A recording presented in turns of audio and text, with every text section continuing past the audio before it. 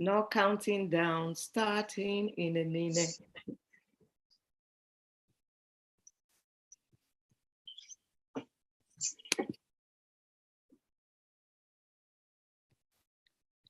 So, welcome. Welcome to Medical Mondays with Dr. O. Welcome to another exciting edition. I'm Tony Okwesomi. I'm a family practitioner, HIV specialist, and I treat addictions in Maryland. I love disseminating medical information, helping whichever way possible to improve our health through health fairs, medical missions, nationally and internationally. However, tonight, we are going to continue our discussion on depression, suicide, and racial disparity. This has taken us to wild places. We've realized that we have so much to dialogue on, to learn, and to help to improve our mental health, and especially the mental health of our children. Tonight, we are going to be talking about the economic and family dynamics as it relates to depression, suicide, racial disparities, and our home generally. So we have an amazing panelist, and tonight I'm going to open up conversation with our panelist, Dr. Veronica Ufoegbune.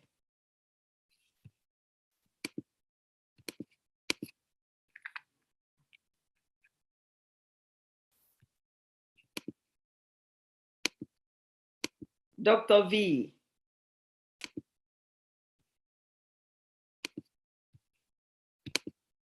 Dr. V, are you ready?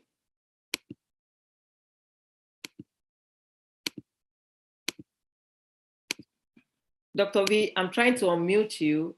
Okay, I'm going to, if you're not ready, I may have to reverse the person who starts us off. So, Dr. Aluya, I was going to have you round up. I'm going to have you start. So please introduce yourself and let's roll. Well, thank you so much. Another very interesting day. And I think this is the fourth series now of depression, suicide, and racial disparities. And these are discussions we're having based on issues that really concerns us as a people, a people of African descent. And when I mean African descent, all Black people, period.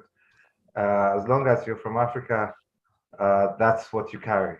And it's particularly unique to us because we bear a different kind of burden, and we bear a different kind of burden and carry a different kind of history.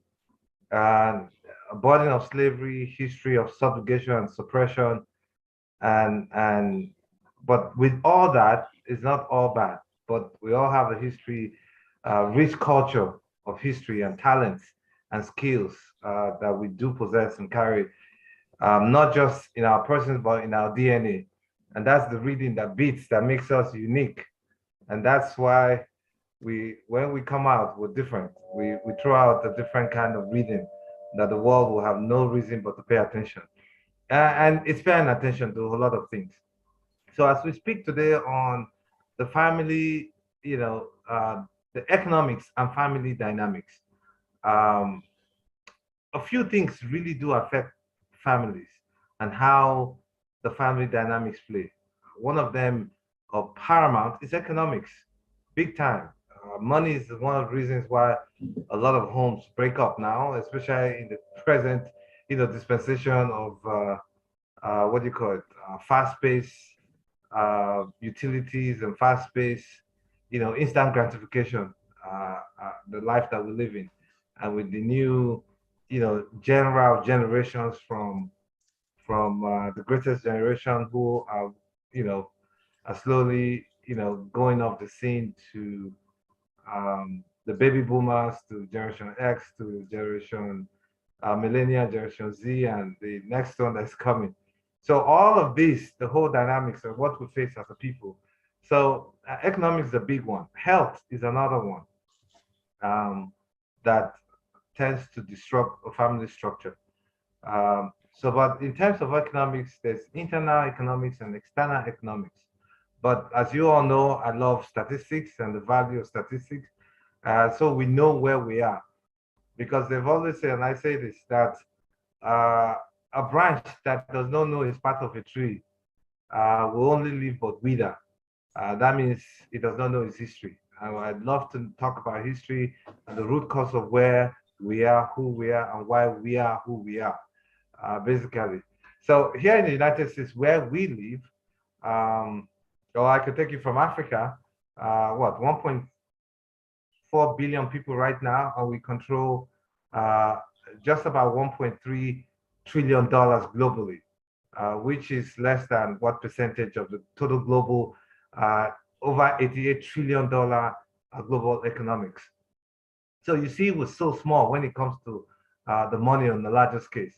And here in the US, as we know, we constitute mean blacks because we're all African Americans now. We're about what, 13 to 14, some people say 15% of the population, but we are actually 12.9% of the workforce here in the United States. But we actually control only about 9.5% of the economic value in this country. And what does that mean?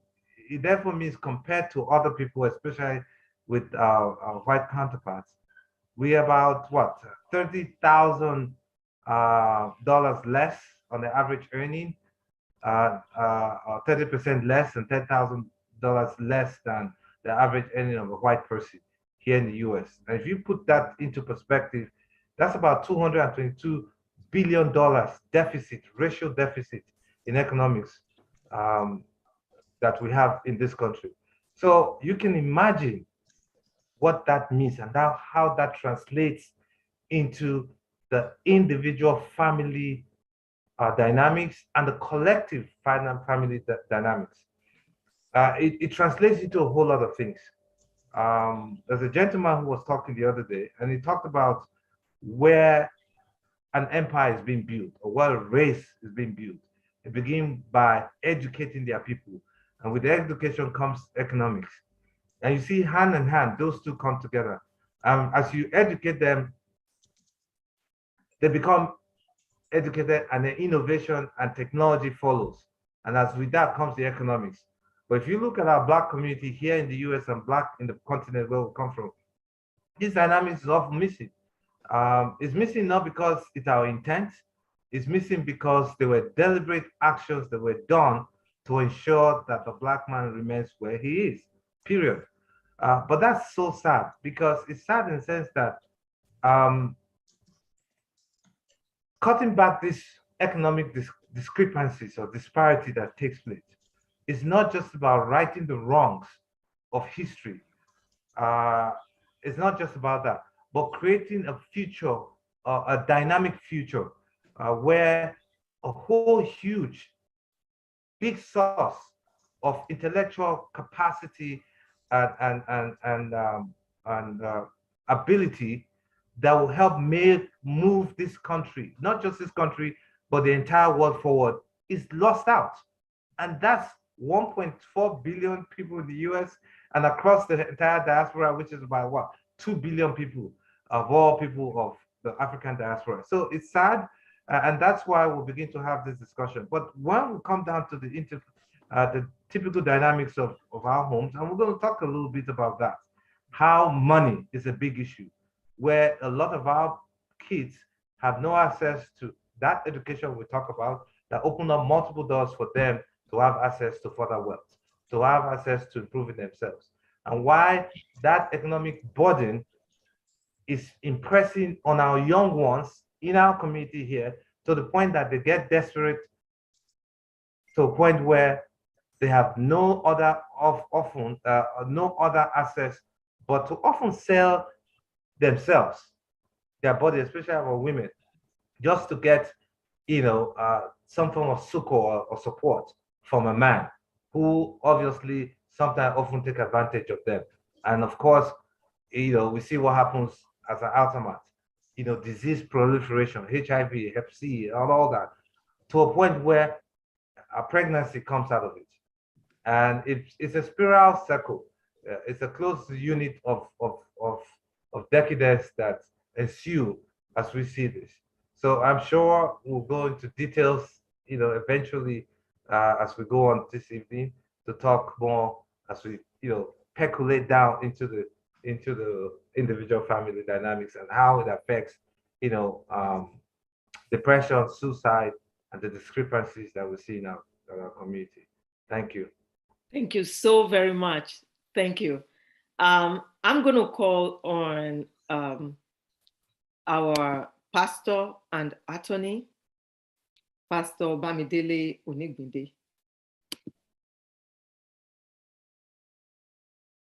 Well, thank you, Dr. Ho, and good evening, everyone. It's really an honor to be in the midst of, everyone. And I know we're going to have a worthwhile time, cross-ventilate, cross-fertilizing, and cause just, a real exchange of ideas about what we have been trying to get a hold of. I was just thinking about this, and I believe that Providence has brought me into this because I can tell you I did an interview for this. So it's, but I believe that is also the case with most of us. So what I thought about when I thought about what we've been talking about, I think about how anytime my wife and I are going on a long distance journey, I want to drive. I want her to relax. And but what she does is not just sleep. Sometimes she will tell me, she will show me something that I'm missing, or something that is right in front of us that we could have run into. I mean, believe it. And so I think that we need to see ourselves not just as one of the panelists, but as people who have come with real ideas, so that we can exchange ideas and get to the root of what we've been trying to get to. In other words, by your questions, by your contribution, even when you're not one of the panelists that have been introduced tonight, I think we can really get to understand what we've been getting at. So I see myself, therefore, as part of those who want to create an awareness, and so that we can be warned about what's going on. I mean, we are all in the same boat, and what we share, the values that we share, the culture, the background, and now the destiny that we're sharing in the country of our sojourn, makes this really something that can make us to understand our realities.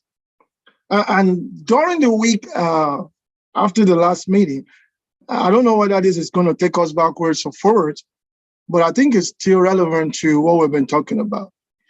And so I stumbled on this article on CNN, actually the business section of CNN. And the title of the article is actually a whole sentence. And it said, their teenage children died by suicide. Now, these families want to hold social media companies accountable. And so that caught my attention. I said, what is that? And I have a copy of the article right here. It's a 12-page article. And I just want to read out of it. And I think, if all that is going to do is to make us to have this awareness about another angle to something that we've been trying to demystify and to unmask, I believe that maybe I will have done a little bit of helping. And now this is the article, a little bit of it. And it's talking about families that have sued social media companies. And these are real families. I see pictures of, parents and mothers and fathers and even the children that killed themselves. So let me read some of it to you. And he said, Christopher James Dowley, known as CJ to his friends and family, was a 14-year-old when he signed up for Facebook, Instagram, and Snapchat. Like many teenagers, he documented his life on those platforms. CJ worked as a busboy at Texas Roadhouse in Kenosha, Wisconsin. He loved playing golf, watching Dr. Wu, and was highly sought after by top-tier colleges. His counselor said he would have gotten a free ride anywhere he wanted to go. His mother, Donna Dolly, told CNN Business during a recent interview at the family home. But throughout high school, he developed what his parents felt was an addiction to social media. By senior year, he couldn't stop looking at his phone, she said. He often stayed up till 3 a.m. on Instagram, messaging with others, sometimes swapping nude photos, his mother said. He became sleep deprived and obsessed with his body image. On January 4, 2015, while his family was taking down their Christmas tree and decorations, CJ retreated into his room. He sent a text message to his best friend, Godspeed, and posted an update on his Facebook page. Who turned out the light? Who turned out the light? He asked. CJ held a .22 caliber rifle in one hand, a smartphone in another, and fatally shot himself. He was 17. Police found a suicide note written on the envelope of a college acceptance letter. His parents said he never showed outward signs of depression or suicidal ideation. They said when we found him, his phone was still on, still in his hand, with blood on it. Donald Dowley said he was so addicted to it that even his last moments of his life were about posting on social media. And when I read that and I still more, my mind went to, young ones in our church that, they will bring phone to the church and beg the parents to take the phones from them, or, so that and I realized that this obsession with the phone, this sort of addiction by our young ones, are part of the problem. And part of the subtle problems, part of what I can call the subtle fox or foxes, one of the subtle foxes that is actually destroying the farm of the family life. And you might think, well, this is probably extreme, but I want us to understand that this is real. And I think it's something that we need to also pay attention, particularly when we're trying to unmask the issue of suicide among the young ones, among our children. And so I just said I'm going to bring this up and then to open it up. Even though this is not directly about economics, as Dr. Aluya has talked about, but whatever it's worth, I believe we need to be made aware so that we can be aware about what is going on, probably in our homes or probably around us. Thank you so much. Thank you so very much. It is actually about economics. You have to have the smartphone to be able to do these things. And if that child was not given a smartphone, it will not be a social media king. So it all still borders on economy. Thank you so much for sharing that. You're welcome. Thank you, sir. Professor Hamadu Baba, kindly take the floor.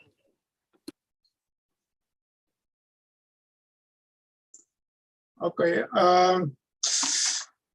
I don't know where to begin, but I will begin from the beginning. And I think both— Begin from the beginning for 5 minutes. So. I think that the two speakers have already touched on everything that we wanted to do, the economic aspects of it that actually leads to stress For us, again, this is some of the things that we do every day. And suicide among young people, as I was sharing with some of the both Dr. O and I think Aluya, is in here in Des Moines, Iowa, where I am, among African youth. I think it's going up, and most of the African immigrants, those who come, specifically those who come from Sudan, and the suicide, sometimes it's difficult to understand suicide. There are kind of different aspects of it. One of the issues that for us social scientists we look at is the highly individualistic society now that we live in, whereby, and then we have the social media that has taken away. Last October, I presented a paper on high tech, how it has brought us close but distant. We brought it close together in terms of communication, but so distant in terms of relationship. So we don't talk anymore. Everybody's on their phone. So sometimes the idea of which is it could be that this guy was there's something called cyberbullying, which the people are talking about, whereby young people are bullied by their peers. However, and I think like Dr. O said, sometimes it's always around the people who are economically well. Actually, if you observe this suicide among the youth, it's usually those who are well economically for some reason, and you don't find the poor people actually committing suicide as much as the rich kids. So I don't know. So those are the things that we have to explore and discuss. But I think another issue, central issue for us and social science, that the taking away of religion from school. How has it helped the kids? Because when children don't fear something, and they feel like they are just in this world, just themselves, they just believe everything's around them, then it becomes difficult for them to be restrained. This is about restraining, about discipline. They may not respect the parents, they may not respect the teacher, or fear parents or fear teacher, but there has to be something that they fear God, that if you do something, that you're gonna have this thing. So that has been taken away from our society. So it has left people just by themselves, in a loose society, no restraint, no way to, there's no stoppers. Like my wife always say, there's no stoppers. And that is where society that we are in now. And that's why we have all this stress, all this anxiety, all this fear, is because there are no people that we can talk to, or if there are, we don't want to talk to anybody. When did you ever hear, we hear this thing, oh, it's none of your business. It's none of your business, it's my business. Everybody's their own business. So the relationship that we used to have is no longer there. And that is where we have to build this community. Like somebody said, it takes a village to raise a child. And the village is actually disappearing. And because I think it's because of the social media, the high tech. But I don't know if I would 100% blame the social media, but we need to find a way to bring the community back, either through our churches or through our elders or through our friendship, to build that so that we make the community strong. The kids are weak, actually, they may be independent, individualistic, but they are weak because they are too individualistic. So a little thing ticks them up, either they go and kill or they kill themselves. So that is what I would say in that instance. So economic is very something that we can explore, but there are so many factors that we have to explore as to why people are behaving the way they do. And my belief is that religion is one of them. I think it's very important. I'm not religious per se, but I still believe that religion is very important in our lives and society. Thank you. Thank you so very much, Professor. Much appreciated. Thank you.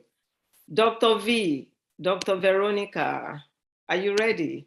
Okay, talk to you later. Hello. Okay, let me look at me. My window is refusing to open there. Okay. Thank you, Dr. O. Thank you, everyone. It's always a privilege to be in this amazing platform where you not only share, but you learn. I learned so much listening to everybody else. And so tonight, or it's still afternoon here, I do want to appreciate the fact that the focus is to kind of bring in the economic and family dynamics. However, I know that my colleagues, who are esteemed colleagues, have touched on it. I am taking us to the family dynamics of conscious bias and unconscious bias. What is conscious bias? Because the conscious bias and unconscious bias actually leads to us being part of setting ourselves up for some of the impact that affects our lives here and everywhere. So I do want to bring us to starting to think of how do we contribute to what affects us, and how can we begin to walk backwards and walk forward to re-strategizing. So what's conscious bias? It's specific inclination, idea or feeling about someone that's preconceived or unreasonable. Often it's based on physical attributes. So somebody that's yellow versus somebody that's black. It affects a lot of cultures, including Black culture, where there's a favoritism to the light skin. The gender, there's strength in thinking the man is the head and the woman is the tail, but how do we balance that? Or how does a woman begin to discount the presence and the strength of the husband in the family, or the male in the family? How does the economics change the balance as well? How does the man feel threatened or not when the woman is the economic leader? How does the woman treat the man? Or how do they treat each other? There's a balance.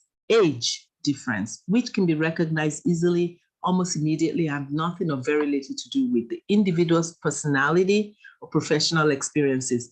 Then unfortunately, unconscious bias is often much harder to determine. It exists in our subconscious and is normally triggered automatically, unknowingly, and often without our awareness, because the society has built it. So we actually think that that's how it should be, and therefore we treat people that way. Unconscious bias is nonetheless still impacts how we perceive, interact, and engage with others.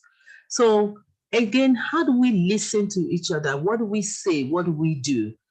Do we constantly blame the victims and forget that when we blame victims, we're forming norms for our society?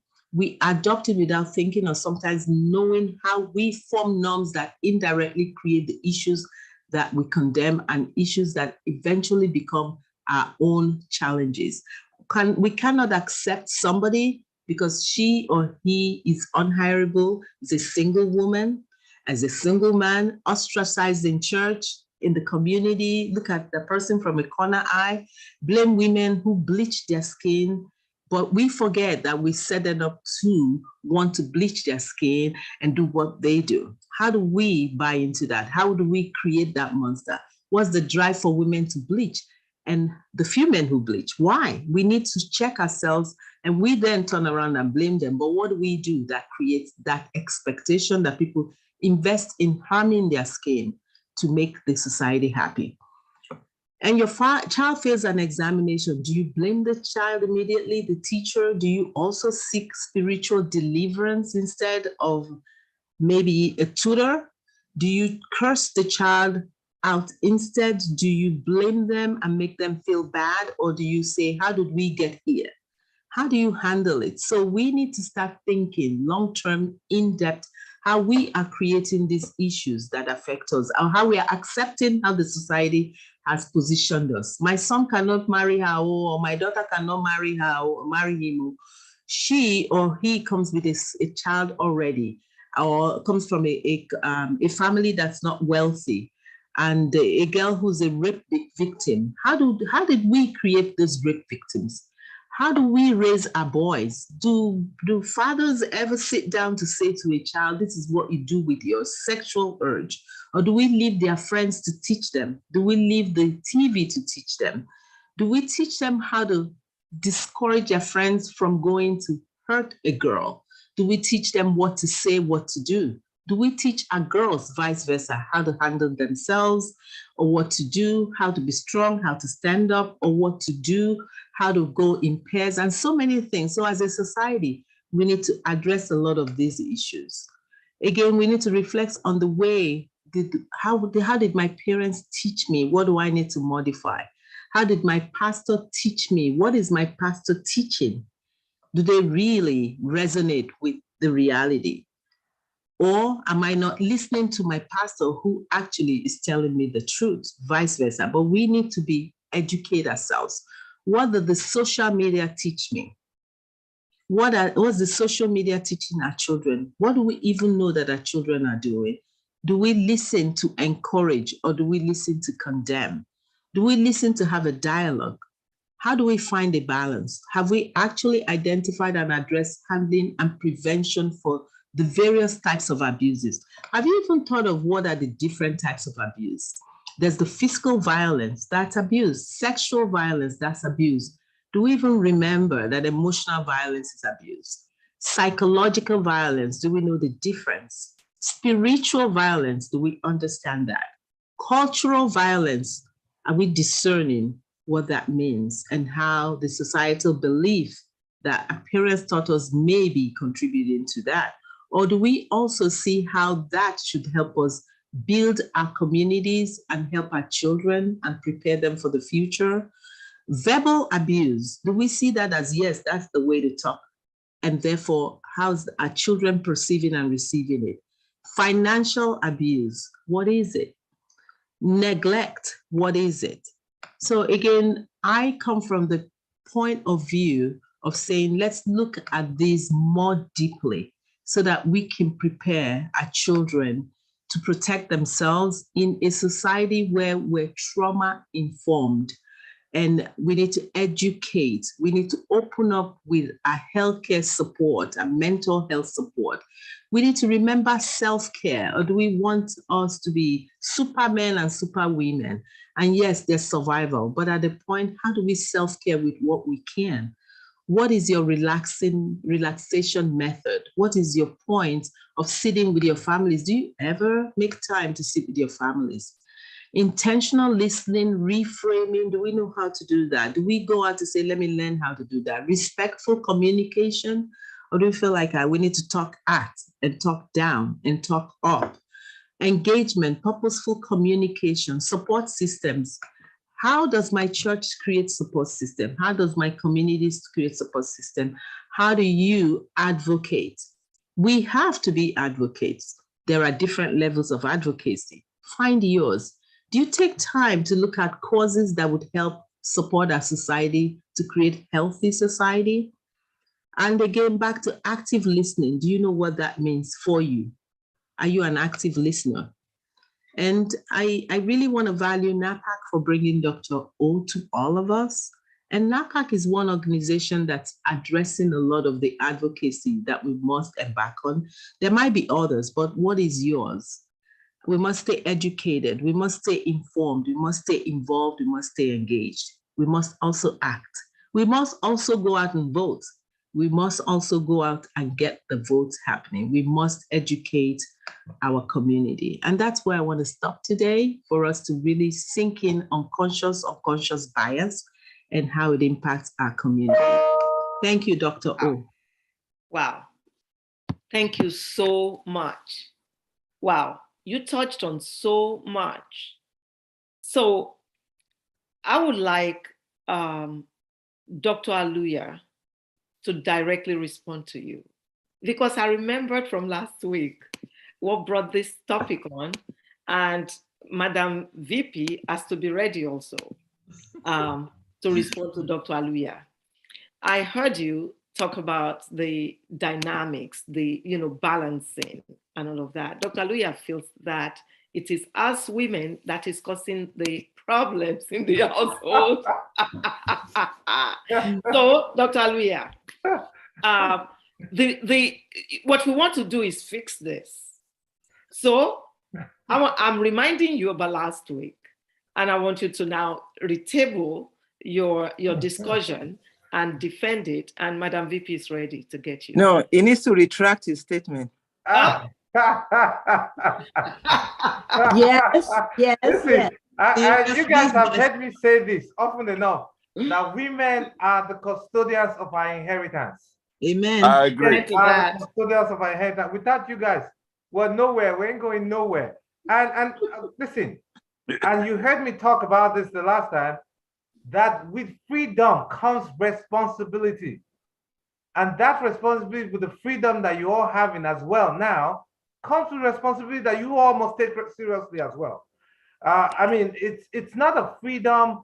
We understand the whole dynamics of what, you know, the suppression and subjugation of women all through history, for a number of reasons. We can look at cultural, religious, economics, and all that, and just for the fact that women needed to be protected, period. Men had to go out to hunt for meat and bring the meat home, while the women had to stay home to take care of the women. And that's the natural course of us as human beings.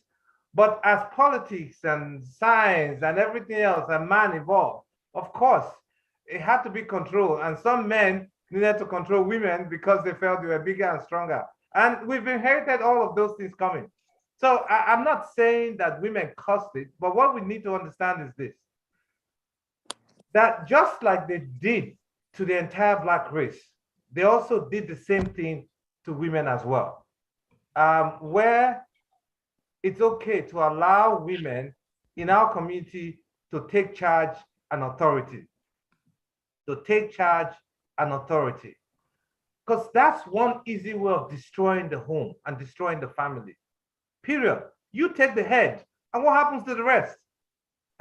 and I'm sure maybe some people do not understand that, or don't agree to that, but I'm sure a vast majority of women here right now would agree to the fact that men are still the head, and as Dr. O said, you all the neck, you decide where we turn, and we just follow. When you turn us, we follow. But that head that's been removed from our society, it was deliberate, it was intentional. That was what was done.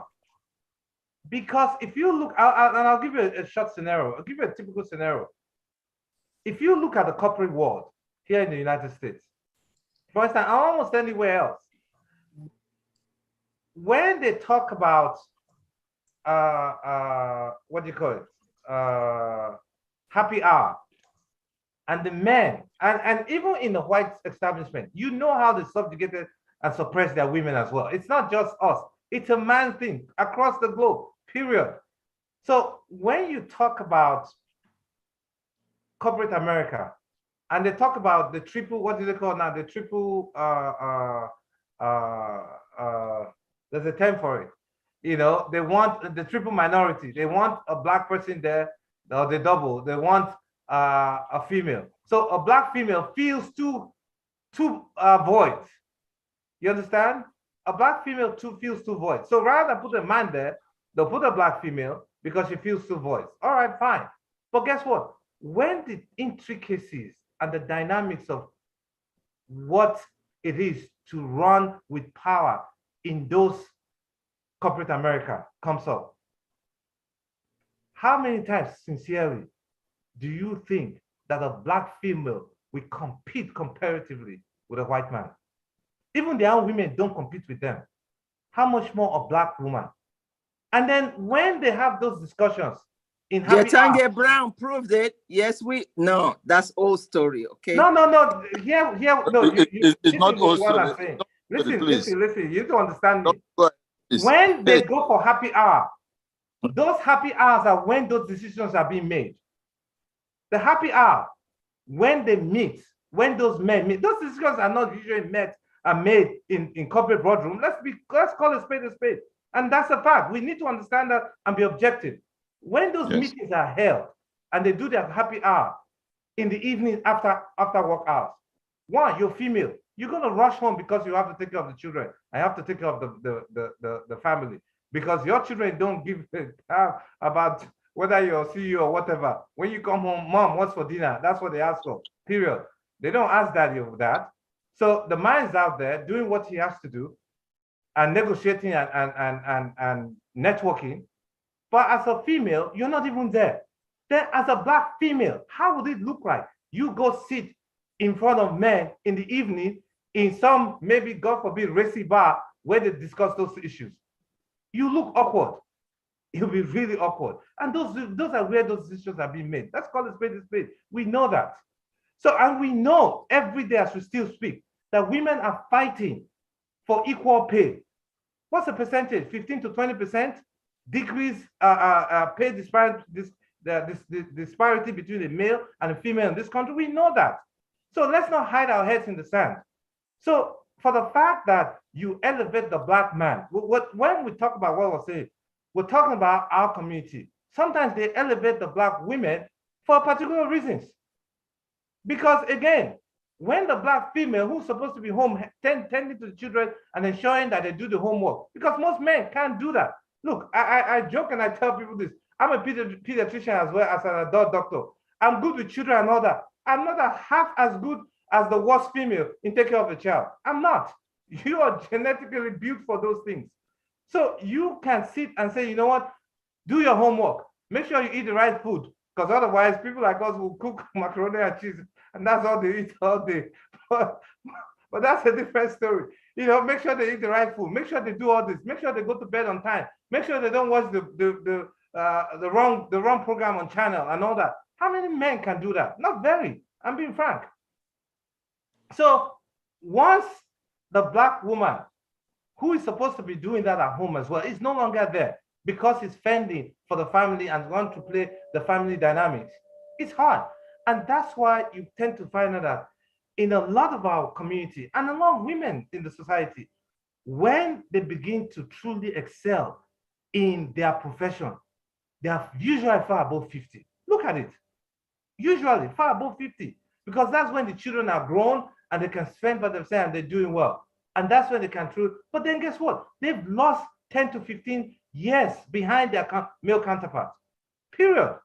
And we see that. I mean, as a physician, I see, as a professor in the hospital, I see what my female counterparts are going through and the stress of the dynamics of the economics that come with it.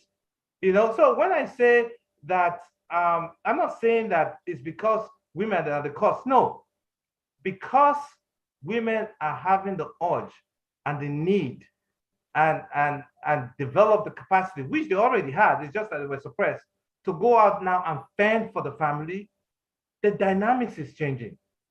And men need to understand the dynamics as well. And need to, one, readjust their stand in the home, not just as a male figurehead dominant species anymore, but also rearranging the structure and say, you know what, I could also be a partner and a helper in the house as well. These things are the things we need to begin to discuss in our community. Because you see, when a lot of us migrate to this country, some of them come here, one of the things that I've said to a lot of my patients when they see husband and wife, the next thing you hear that, oh, so what do you want to do? Oh, I was an engineer back home. I was an accountant and this. Then I asked the wife, so what do you want to do now? I want to go to nursing. Why? Because that's where they say the money is. Because, and that's the first thing they talk about. That's where, fine, it's not a bad thing. It's good in the sense that because they want to be able to provide for the children and they want to provide, and we know that it's not just for family here, but family back home as well. But one of the things that causes issues again, because it's easier, and I'll give you this story. They usually come to settle down and say, okay, fine, we can do this right now. Let the wife go to work, to school, and let her become a nurse while the man is driving taxi or doing whatever he's doing. So the man is sacrificing as the woman is also sacrificing on both ends. Now the woman finished nursing school and now she's beginning to earn a whole lot of money.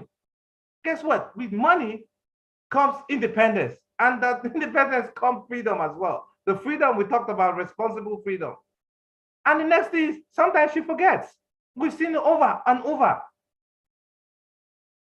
She wants to drive a Mercedes-Benz. And the man like, oh, no, we don't have that money yet. But because she wants to be comparatively in line with her colleagues who are also nurses, I mean, they cost you. Why if you say all that will drive Mercedes-Benz? I can't drive Mercedes-Benz. You are driving a Toyota, or all of a sudden they want to move from one area where it's lower socioeconomic status because now they're earning more money. They have to move to a certain area. There's nothing wrong in that, but it has to come with careful planning and understanding. And these are some of the things we're talking about. And these are the dynamics that are weighing down on the family to a point where a whole lot of our kids are losing the value of being raised by two parents, even when those two parents are in the house. Even when those two parents, and that's why a lot of them don't even know what's going on. I mean, my good pastor read just now that they didn't know the child did not show any sign of suicide or depression in the house. How many families have we seen that? We've seen that, even among doctors as well. It happens all the time because nobody is truly home anymore to pay attention to what's going on. Because look, as immigrant family and those who are African Americans here, there are two different dynamics. We'll take care of the families here, we'll also take care of the families back home. And the pressure upon that is huge. And then so people call you from home, oh, there's a burial, you need to do this, or somebody's going to school, or somebody's in the hospital. And outside of that, guess what? You need to build a mansion back home as well. You can imagine all of that. The mansion you build back home that you're never going to even live in. Even if you go home, you're 2 weeks maximum. And these days, they tell you don't even come home at all. They're kidnapping everybody. So what the heck is a mansion that you build back home? But, you know, I'm sure I'll leave the floor open for a whole lot more discussion as well as we go on. Thank you. Fantastic. Look, I applaud you. There's so much I could say, you know, to add as adjunct to that. I'm going to leave my comments for now. I'm going to call on Dr. Eniola, and right after that, Dr. Kadiri. Dr. Eniola had his hand raised a while back. Kindly unmute and ask your question. Oh, thank you, Dr. O. Thank you to all the presenters. I just wanted to request from Dr. Onigbinde the link to that particular article. I think it's something that is worth sharing among our groups generally on Instagram. I'm sorry, on WhatsApp. I think it's really very enriching, and I have seen that kind of dynamics in terms of access to cell phone and things like that. Yeah. Thank you so much. Thank you, Dr. O. Thank you. I think we ought to come back, you know, to that issue of cell phone. But Dr. Kadiri, you have the floor. Kindly unmute.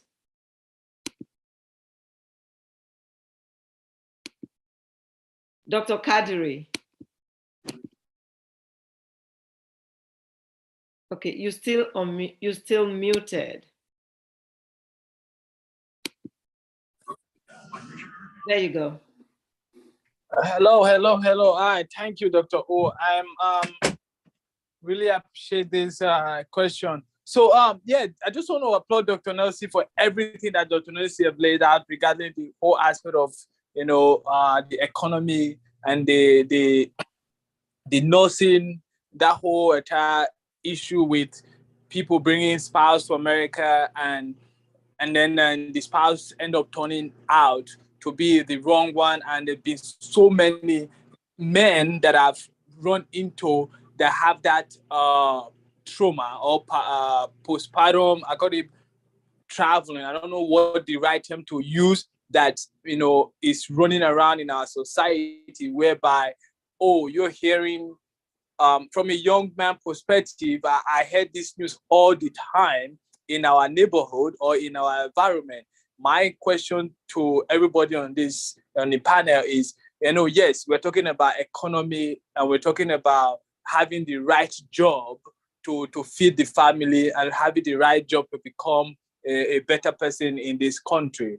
But how are we looking at those who has been destroyed by this same, you know, information that it's around the community, and the men are not allowed, or they don't even come in public and talk about the issues. You know, I have a guy who everybody know committed suicide because he brought a wife, a nurse, and then she came in, brought the mother, brought the father, and then end up kicking him out of the house that he bought after she became a nurse, and all of that end up driving this man to death. And this become a rapid and most obvious thing that is happening within our society, which is also changing that, family dynamics and the economy. So what is everybody's thought to support those information, or to pass this information that is happening, and get everybody to be aware of the family dynamics when it comes to, coming to America and trying to earn, and then forget about, the children, or forget about why you're here, or forget about the family, issue that is really on the table. That is just my question to everybody on the panel. Thank you. Wow. Dr. Kadri, thank you. Because what you brought on is not just the man committing suicide. We've seen men kill their wives because they lost it. When the wives decide to become the boss in the household because they're making some change, some more money doing nursing. And these are things we need to address. We have coming up, not next week, but sometime in the near future, domestic abuse, because it directly impacts the children. It's all tied together. Thank you so much for that comment, but I'll look towards our panelists, addressing it a little bit deeper. Madam VP, kindly unmute, ma.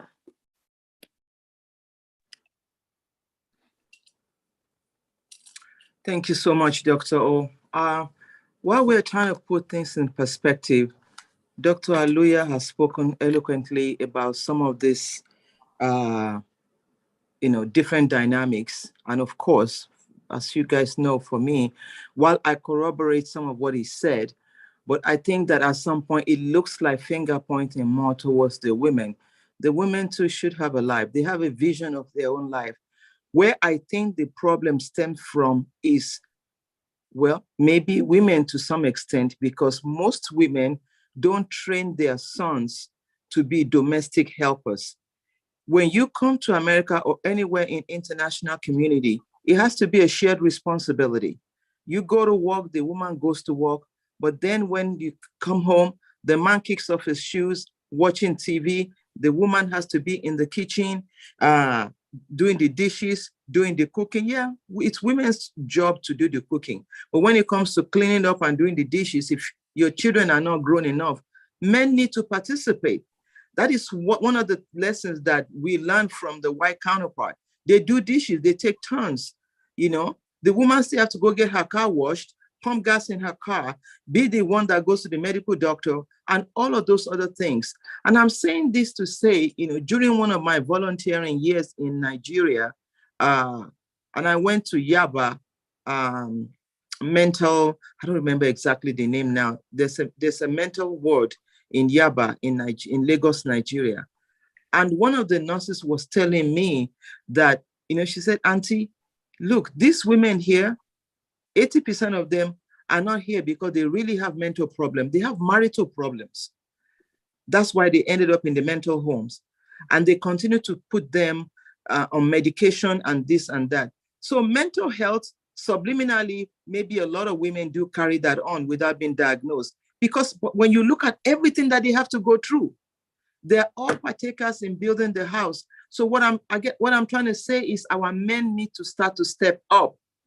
You need to start to step up, because the responsibility, because you want to take credit when your son is this, when your daughter is this. But building them up should be a shared responsibility. And we're here to learn. One size doesn't fit all, but it would take a lot of load off of the woman, that she doesn't have to fight for a flower on her birthday. She doesn't have to fight to be given a Valentine gift. Thank God that America celebrates all of that. She doesn't have to fight to get a Christmas gift. She doesn't have to fight you to be taken out to dinner maybe once in 2 months. All of those things that build up a woman's self-esteem. Our men are not really trained to do that. And that is probably, for me, the starting point. Thank you. Thank you so much. Good point. Excellent points. Actually, I'm going to defer to Professor Baba. Go ahead. And then Ms. Patience, you'll be next. You are muted. Yes, I think some of the problems have already been identified, like the last speaker, Madam Laura. They touch on something. What happens? I think that we are ignoring the principle of division of labor, and I think that's what she's trying to say. The man and the house, there's a division of labor, and until we come to the understanding that each person, has a role in the house, and each one has a unique role in their home. Until we understand that, I think we're all going to have this conflict and trying to wait until who's going to be doing what. And two, I don't know whether there's a communication, and sometimes what happens, like Dr. Aluya alluded to, is like, the families don't even, talk. Everybody goes there, this one come, this one come. There's no actually sitting down and saying, this is how we plan our life, and this is going to be doing what, and this is going to do what. Now, naturally, I think back home, the reason though that men had this idea of I'm the head of the house is because of the economic factor. The man made the money and the woman made this up. But when you come to the modern society, both are making money and both are making living and both are contributing to the household, then there's need to be like a way to sit down, both of them, to actually discuss. And if possible, it should be natural. The renting between, it should be natural. However, like we are trying to make it more like, okay, what do you do? This one, you're gonna do this one, you're going to. So when we do that, what happens? We make parenting a little bit artificial. You know what I mean? So then when the other person doesn't do what was agreed on, then we have a conflict. What you were supposed to do, no, I was supposed to do this one. So parenting should actually, maybe we should reflect on how our parents actually raised us, because it was natural. It was not, you do this and I do this. We just know these are our children. We both love them, and we need to treat them as we are the parents. We don't do that. And I don't know why. It's just something that maybe we need to focus on what parenting is all about, that we should not focus on the economy. I think, yes, money makes you free, and money talks, and money is power. And I think that's another mistake. But when somebody comes to you and say, hey, now I'm free with money, I don't need you anymore, then you should know from the beginning that that person didn't really care about you when you are bringing them here. So maybe you're focused, you didn't get to know that person. All you say that I like that, I've been caught in love with that, and you brought them. They become independent, they say, hey, hit the road, Jack, I'm no longer with you. So there are a lot of dynamics that we have to try to understand, but I think we should emphasize the need for division of labor between the two parents, and constant communication with the children by both parents. Sometimes also the children can create, we also have to understand that sometimes the children can create tension between the parents based on parenting style. So we're gonna talk about that later, because the father wants it this way and the mother wants it this way, and then you see a lot of conflict, and then the children take advantage of that. So we also have to be very careful on that one. If we're going to have a kid, they were born with that skill. They take advantage. Those kids, they're so smart. Yes, they take advantage of that situation, and then there's a lot of stress. The mom is stressed out, the dad is stressed out, and then the kids are just laughing. You know what I mean? So we have to also be very careful that we don't support the child against the mom or against the dad. I think that's very important. We'll have a healthier family relationship if we don't do that. So we have to watch out for those kids. Yeah, thank you. Thank you so much. So Ms. Patience Okwofu, Okofu. Awful. Good evening, Thank Dr. you. Thank you. Everyone. I've been listening. It's been a very, very hearty discussion. And I'm going to piggyback from the last speaker. One word that he said that has been resonating in my head since I started listening to this conversation is communication. Communication is the key to a lot of the problems that I see that we are having in our community. Because if the husband and the wife are communicating, it will ease a lot of problems. It will ease a lot of issues because then they will be on the same page. If they're on the same page when it comes to their children, there is no way the children can manipulate them because they already have their own back meeting in the bedroom or wherever they are. So the communication there, understanding each other. What is marriage? You have to understand your partner. You have to have like a mutual and understanding. Something brought you guys together in the first place for you to decide to become man and wife. So you should be able to resolve issues. You should be able to communicate. When there's a problem in communication, when you see that there's a problem that you can no longer talk to your spouse, you can no longer share ideas, you can no longer discuss, then you need to have a rethink. And that is where another problem that we are having as a Black community, we don't believe in counseling. So when you see that there's a problem, hey, go for counseling. If you know, discuss with your spouse. Say, can we go for counseling? Something is not right. Can we try and see what we can do to get that communication that we used to have back into this relationship? But we as Black people, we see that as telling people we have a problem. We want to paint this perfect picture, perfect marriage, perfect home, whereas you're dying in silence. It doesn't have to be physical abuse. There's emotional abuse, whereby you can no longer discuss. You're being repressed. You can't share. It's like you're coming home to a roommate and not to a spouse. So that communication is very, very important. And I tell people some of the time, like, you know, some of my female friends, like, oh, my husband used to take me out. We used to go on a date. We used to do this. Now he's no longer doing that. I'm like, okay, how long have you been married? It's like, well, oh, he has changed. I'm like, no, how long have you been married? Oh, we've been married like 10 plus years. I'm like, okay, fine. So if you've been married 10 plus years and you're telling me your husband has changed and you are complaining, then you're a big fool. Because how do you expect to be married to the same man you met 10 years ago? That means you don't want that man to grow. You don't want that man to change. As you're growing, you're changing. Your ideas are changing. Your perspective is changing. You're meeting new people. You're getting new jobs. New things are coming your way. You are developing as a human being as you grow older. So as the spouse, it's for you to try and understand this new person that is being created right in front of you.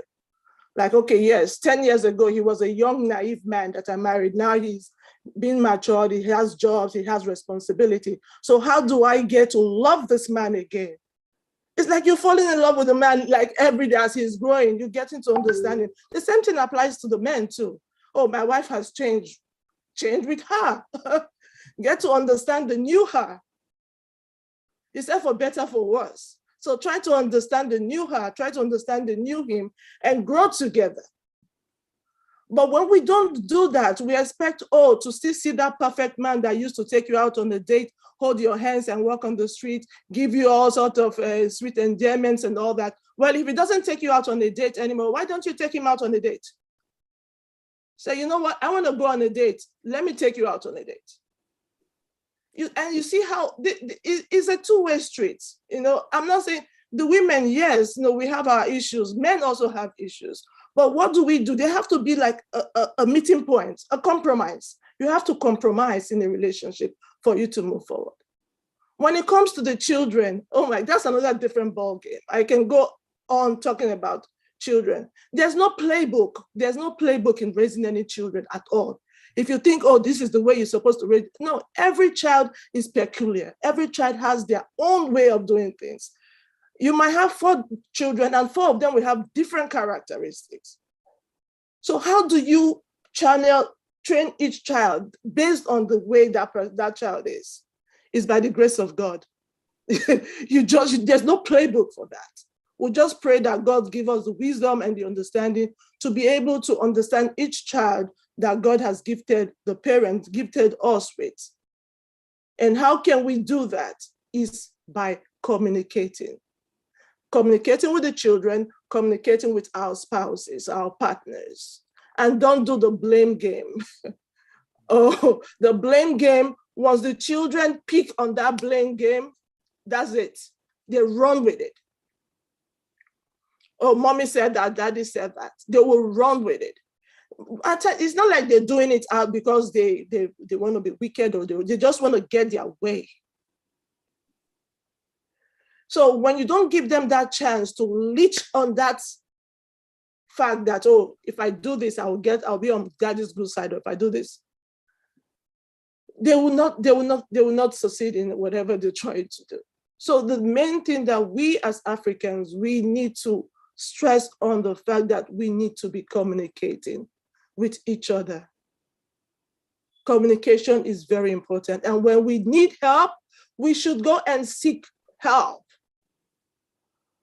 That is where the suicide comes in. That is where the mental problem comes in, depression and all that, because we just bottle everything up.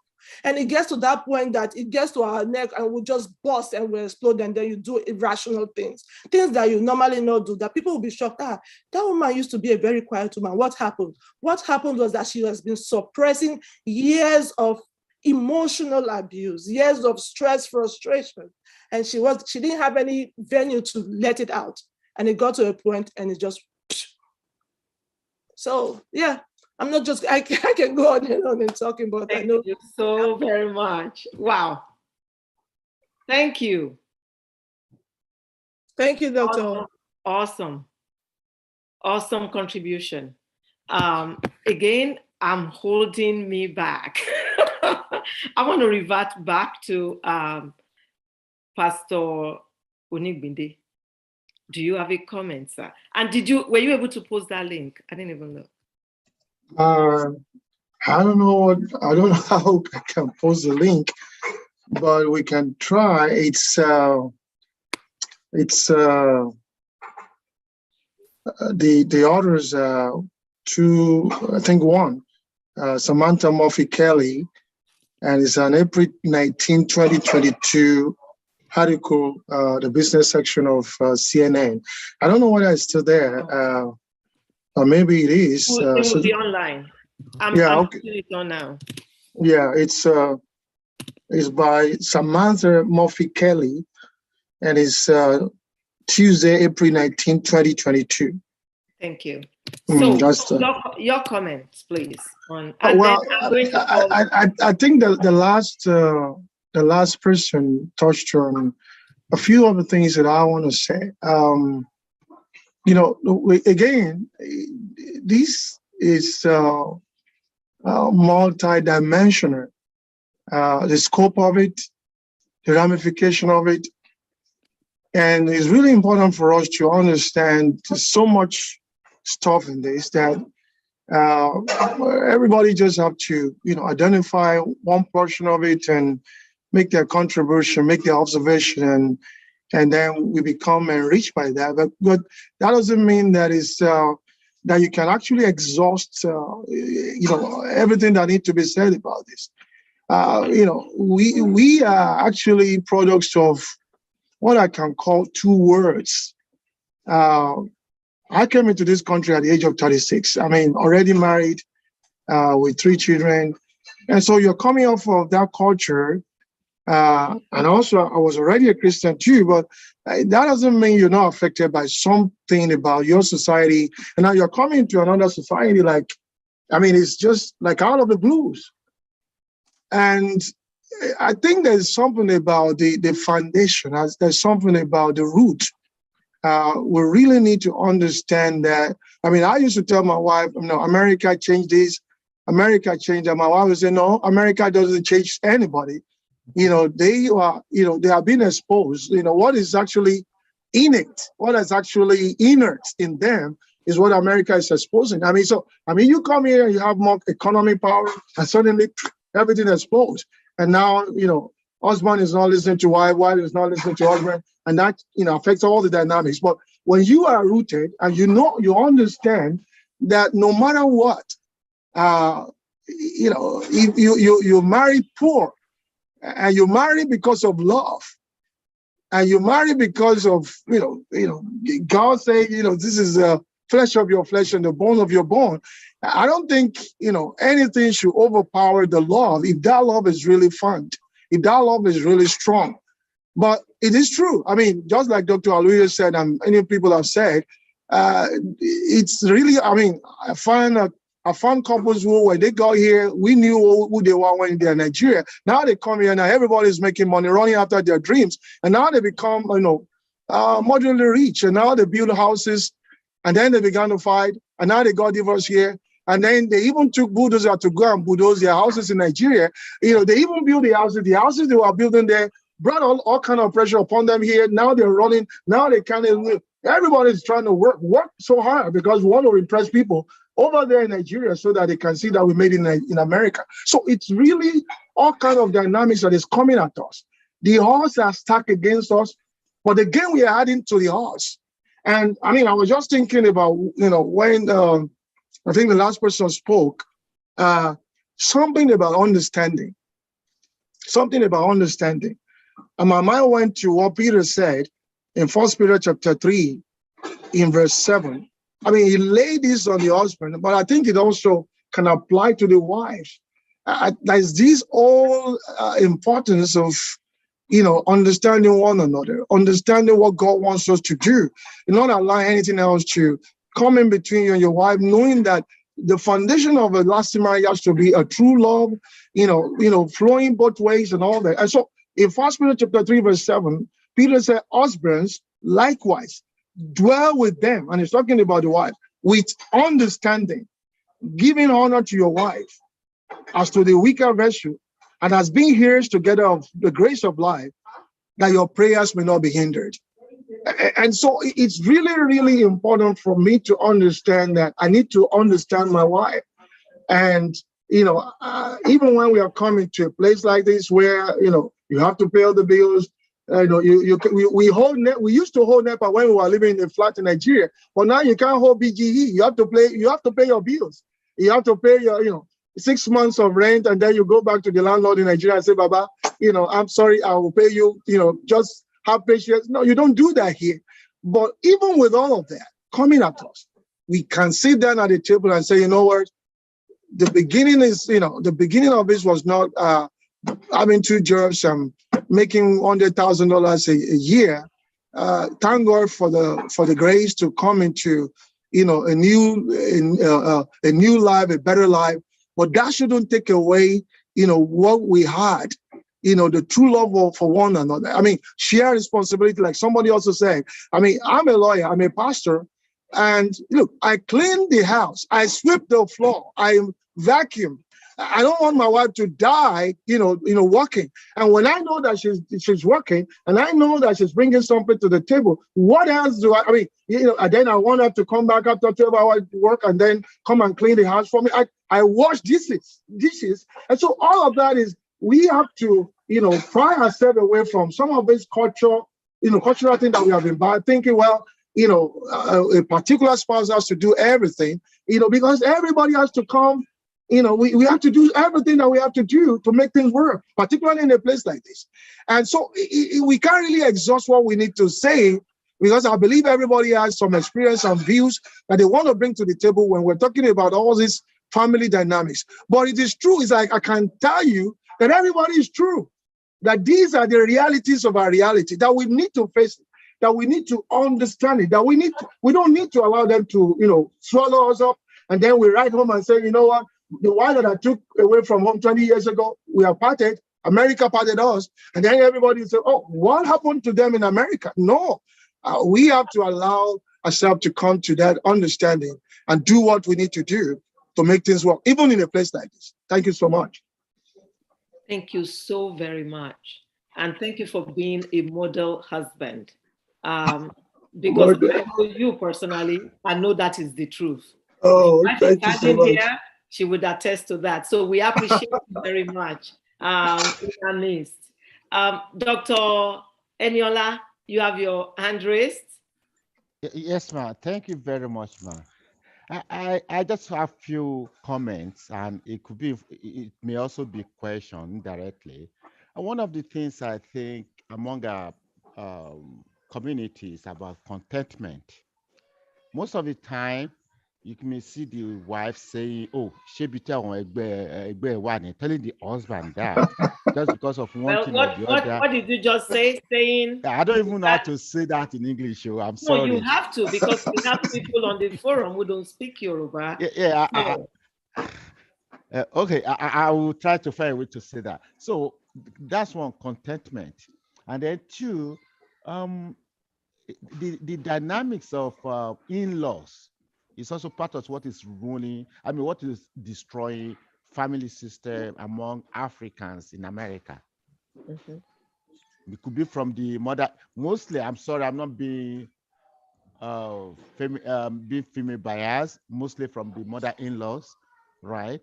And at the end of the day, some of the dynamics of the kind of advice they give to the daughter who's a wife is like totally different from what the husband is envisioning for his family, and it comes down to total control. And for any man in anywhere, part of the nature of a man, especially physiologically talking about testosterone, is to guide his environment, is to protect his territory. So there's so many things going on that I think at times maybe we're not being honest with ourselves. Maybe we just want to say that, okay, this, that's what is going on. But we know the truth of, most of the time, we know the truth. And it seems that it's just that, oh, it has to be my way alone. I'm not saying men are always right, and neither am I saying women are always wrong. But there are so many issues about contentment. And I think that is, and also third party friends, things like that, in laws, So those are some of the things I just want to say. Thank you, ma. Thank you so much. You're right on point. But I just want to add that not just in the US, it's everywhere. In-laws can be can be the nail in a family's coffin if they are allowed. So, but it's everywhere. Thank you so much for that contribution. And I'm going to call on Pastor Mrs. Mayowa Fawole. She's been quiet tonight for a reason. But you know what? It is now time to bring her on, and I'm sure she's going to address a lot of those issues put together. So there you go. You're muted. Kindly unmute. Yeah. Well, good evening, everyone. I do apologize I came in late. I was just a little trapped with this and that. So I missed some of the wonderful discussion, juicy ones that I believe we have talked about. But little that I heard about our family dynamics. I just want to add to it, as I was listening, that we cannot shy away from the reality to really remember that the way we were brought up, our parents did a wonderful job raising us, but we are facing some things that our parents did not face. And it's important that we recognize that and actually make plans for those. Like I did mention the last time, and we've touched on a lot of topic about our finances. We have a lot of financial pressure in America, maybe that we put on ourselves. Some of us are trying to build houses in Nigeria when your bills right here are not even paid, when we can't even take care of our children right here because we have that pressure. We have a lot of pressure. Some of us are raising our children in fear, things that our parents do not have to go through. The fear of the government, if I do this or if I do that. So we don't really, we're like in between. What do I do? I know that I had to discipline you, but then we're not getting, how do I really support my child in this environment because they're not in Nigeria? And some of us be talking about husband and wife, which I think is very, very important. And one thing I want to say about that is, regardless of where we are in our relationship, it would be very wise for us, husband and wife, or those of us parents, whether we're married or not, to be in one accord to raise our children. Because the number one destroyer is the problem between daddy and mommy for our children, because they can see through that. And research shows that once our children know that there is, this going on between daddy and mommy, it is an open door for the enemy against our children. I pray that will not be our portion in the name of Jesus. So regardless of what is going on, it is very, very important for us to find a way to work together, to find a way to work together. And I remember, and I think that's what the Bible is even saying to us, that a wise woman will build her home. Because just like the Bible says, there's a question, one of the scriptures that I can't tell you where it is right now, I don't remember. I think it's in Proverbs. And it says that, a good child, brings joy to the father. But then a bad one brings sorrow to the mother. So it is important for us. What am I saying with that? That it is important for us to work together. So talking about the dynamics that we have here, we know that in the past, even not too long ago, let's say even 5 decades ago, a normal family is where you have your parents, your grandparents, and the aunties and the sisters and the uncles raising children, raising us. It wasn't just our father and our mother. It was a community. So your uncle has something to say, your auntie has something to say, your grandmother has something to say, your grandfather at the church has something to say. But here, some of our children, they're not privy to such dynamics. And that's one of the areas, one of the family dynamics that is our reality. Some of our children don't know our parents, they don't know our sisters, they don't know, they don't know their cousins. They don't know, they only know us. And it is a reality thing that we have to deal with. And that's why even when it comes to marriage, which is one of the things that is going on in our community, when our children come home with somebody from a different culture, come home from and want to marry a Korean, somebody from Korea, somebody from whatever. And then, some of us, we do not smile on that. But all their lives, they were only mingled with white, they're now mingling with Nigerians. We do not give them that opportunity. So when it's time comes for marriage, then we say, oh, no, you have to marry a Nigerian. And I see as it is a big deal even in the churches today. And some of our children will say, okay, forget it, then I'm not married. And I have seen that. I've seen a lot of girls, even at age 40, 42, 45 right now, are married because mom or dad say, oh, no, we're not having that. You're not marrying a Korean over my dead body. But the only interaction that those children have had has been with, people from other cultures and other countries. And those are our reality that we need to really, embrace, or at least educate ourselves in it and face the reality. So a child that do not play with a Nigerian, we don't go to Nigerian church, we go to American church, which is fine, you can serve God anywhere. But those are the natural consequences that we need to remember that, yes, this is an option for me now. My son can come home with, because that's what they've been playing with. Those are the girls that they play with. So, and in our families, sometimes, our husbands, or maybe the wife in some cases, we're too rigid. We're too rigid about, this is the way I was raised, this is my way. So now it has to be my way or no way. And in this system that we are in, we have to be flexible. We have to be nurturing. And I know we've talked a lot about that. So that comes down to having time, which is the same thing we talked about the other time, this purposeful parenting, knowing exactly what is it that we're trying to achieve.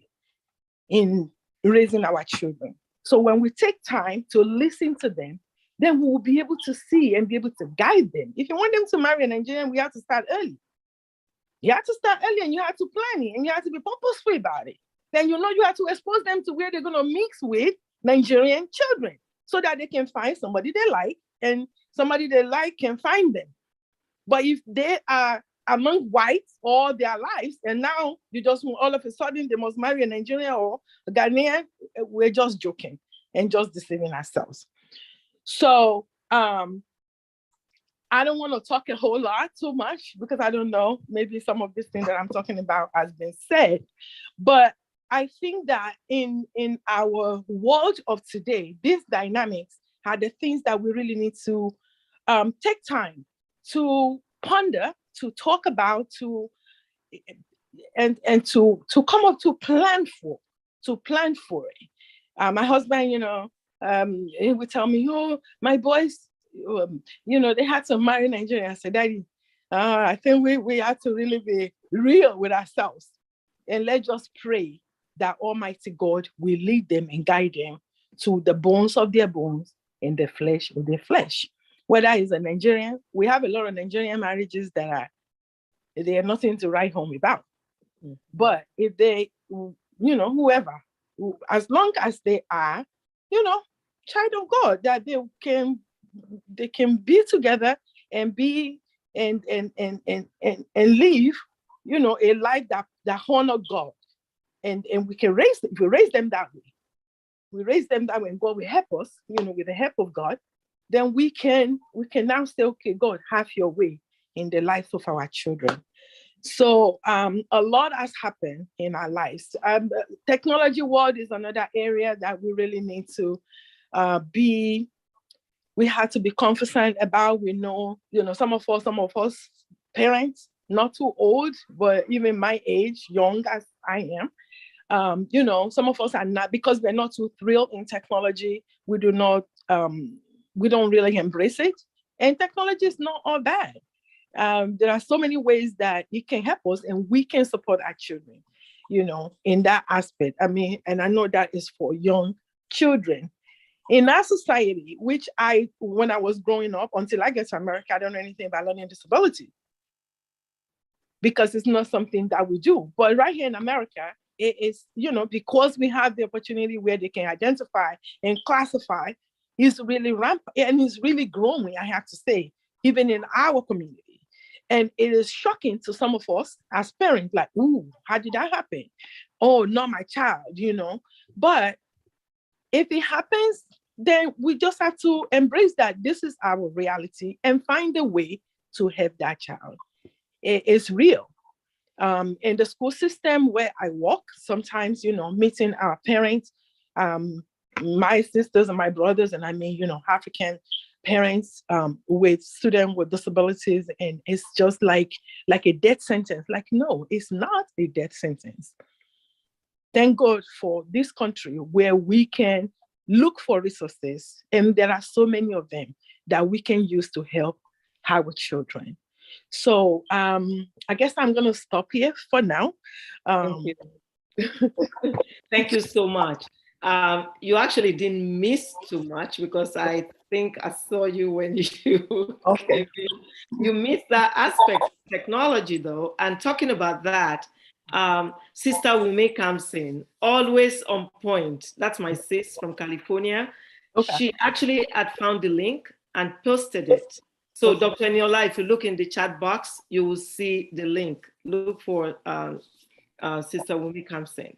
The link of the article that our attorney and pastor Onigbinde shared with us, the child who is so entrenched in Facebook and ended up committing suicide. Not quite sure why that happened, but that's something to learn from that. We have not really delved deeper into tonight, and I think we will still take some minutes to do that. So Dr. Izugu, kindly unmute. Thank you. Yeah, greetings everybody again, and thank you all for really a very, very enlightening discussion. I wanted to bring this a little bit closer to home. Some of us who live here in Maryland, you know about a week or so now, there was a kid that was killed on Route 83. That kid is a Nigerian kid that committed suicide. And the thing is, we as parents have to begin to understand that we are in a different environment from where we grew up and what our children are experiencing. I think we should discuss practical approaches to really raising our kids here. We are all extremely very, very, very busy individuals. We want to do good for the community where we are, back in Nigeria, back here. We want to be successful. We want to be, do the best we can. And we are able to fit in all our job activities in our schedule. But many of us have no schedule for the family. Many of us, when we make our schedule, don't include the family in that schedule. To say, let's say family meetings first Sunday of the month, maybe 1 hour. Let us just use that time to even just drink some water or whatever. Yeah, we have time, we pray. But what about separate time for just the family meeting, where you can allow them to say things, be open, and not wait till when something is a problem, then you have to fight about it or try to resolve it. And also use that opportunity at times also to be discussing responsibility, sharing duty. Now, a man can make more money, a woman can make more money, whatever, but there are duties in the home. You divide them. I mean, some families grew up in different families where, which is maybe strange, where the woman will work and bring home the money and give to the man. And then the man have to give the money back to the woman or what to spend. It sounds very strange. Some families grew up where the woman keeps their money, the man keeps the money, and each forces certain responsibilities in the home. Some families grew up where there are clear responsibilities of who does what. But you have to begin to spend time with the kids and discuss these things, and then openly ask them directly on these issues that affects them. Discuss suicide, talk to them directly, because many a time we don't discuss this. Sexual orientation, discuss it with them directly. We have to be able to create an environment and really a regularly scheduled meeting in them, with your vacation times too, keeping all that. We all go to church. We have the time to go to church. We make time and all that. But we have to begin to devote specific time for the children, which is a regularly scheduled time as a family important time. I would say that we should all begin to chime in practical approaches to raising families in here that can work, and not assume that people know. I will stop there. Thank you. Wow. Wow.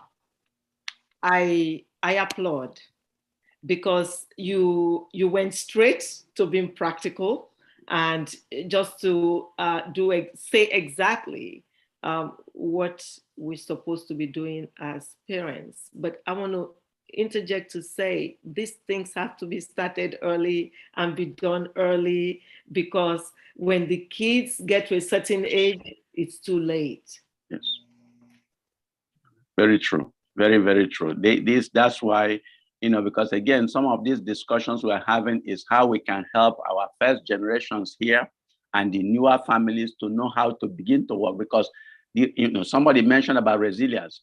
The type of resilience we have, they don't. Yeah. We have to begin to really know practical approaches. And really, this thing about scheduling is so important. You can't be efficient. We don't know how to, program yourself and include your family in that. Where your secretary for your office knows when you're not even around, when it is just your family time. So there's nothing comes across that. And it has to be very, very real, Because if you lose them, what did you get? Mm. If you raise up one bad kid in the society, you have destroyed the society. That's right. You know, so it's as important as anything. It's more important than our job even.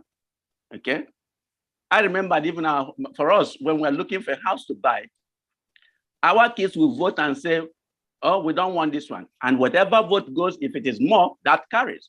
Even when we're finding a church to go to, when we get a place, when we go, after we go and come back, everybody will write down what their own view is, and then we vote. If it doesn't carry, we got another one. But you have to give them that room so that they can know that they have that ability to come to you. And most importantly, you have to tell them who they are. This idea that the kid will come and say, why did you give me a name? They have to know why you gave them that name even before somebody tells them about that name. Mm. Okay? Because that name is so deep to the root. You have to fertilize that root because that's what they have. That's who they are. They are the diamond. We have to make sure they understand that. I'll stop there. Thank you. Thank you. Thank you. You know, I said I'm holding my contributions because there's a lot that that needs to be said. But I want to thank God because, you know, when my children were growing up, I dated them and taught them how to treat a woman, opening the door of the car, you know, how to sit a woman, who orders first in a restaurant. I actually practically taught them. And when my first son called me one day and said, Mom, are you busy? So I'm like, no, I'm not busy. I was busy. I was clearing my schedule. I'm never busy for my children. And said, oh, I want to ask you out on a date. Oh my gosh, it made my day. I'll hold my peace till we bring our young adults on the forum. But it is important. We just have to start early though. Sister Patience, kindly unmute. Thank you. Wow, Dr. Ezeogo, I hope I pronounced his name right. The last Ezeogo. Yeah, he got. I must say, Dr. Ezeogo is a cardiologist, a cardiologist with class, a cardiologist who knows his stuff. I'm telling you, I'm not talking about as a brother, as a physician. His bedside manner is off the chart also, and he's still in the office, but participating because this is important to all of us. He's raised his children. The children are fantastic. But I want to say that even if we've raised our children, we now need to start working on the grandchildren.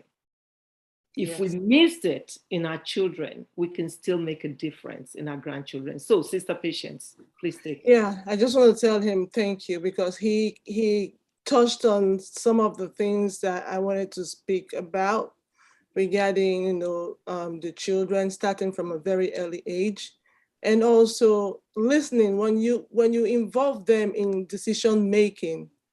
They feel that they are part of the family. They belong. They feel that their voices are being heard. So they are open to always come to you because they will know that anytime they come to you, you are there. You will listen and you will appreciate what they have to say. So I'm not just going to go further into that because he expressed it very, very candidly. The other thing I wanted to pick up on is Miss Mayowa when she was talking about marriage and trying to get our children to get married to Nigerians and to get married to Nigerians in general. I am an advocate for wherever you find love, go, right?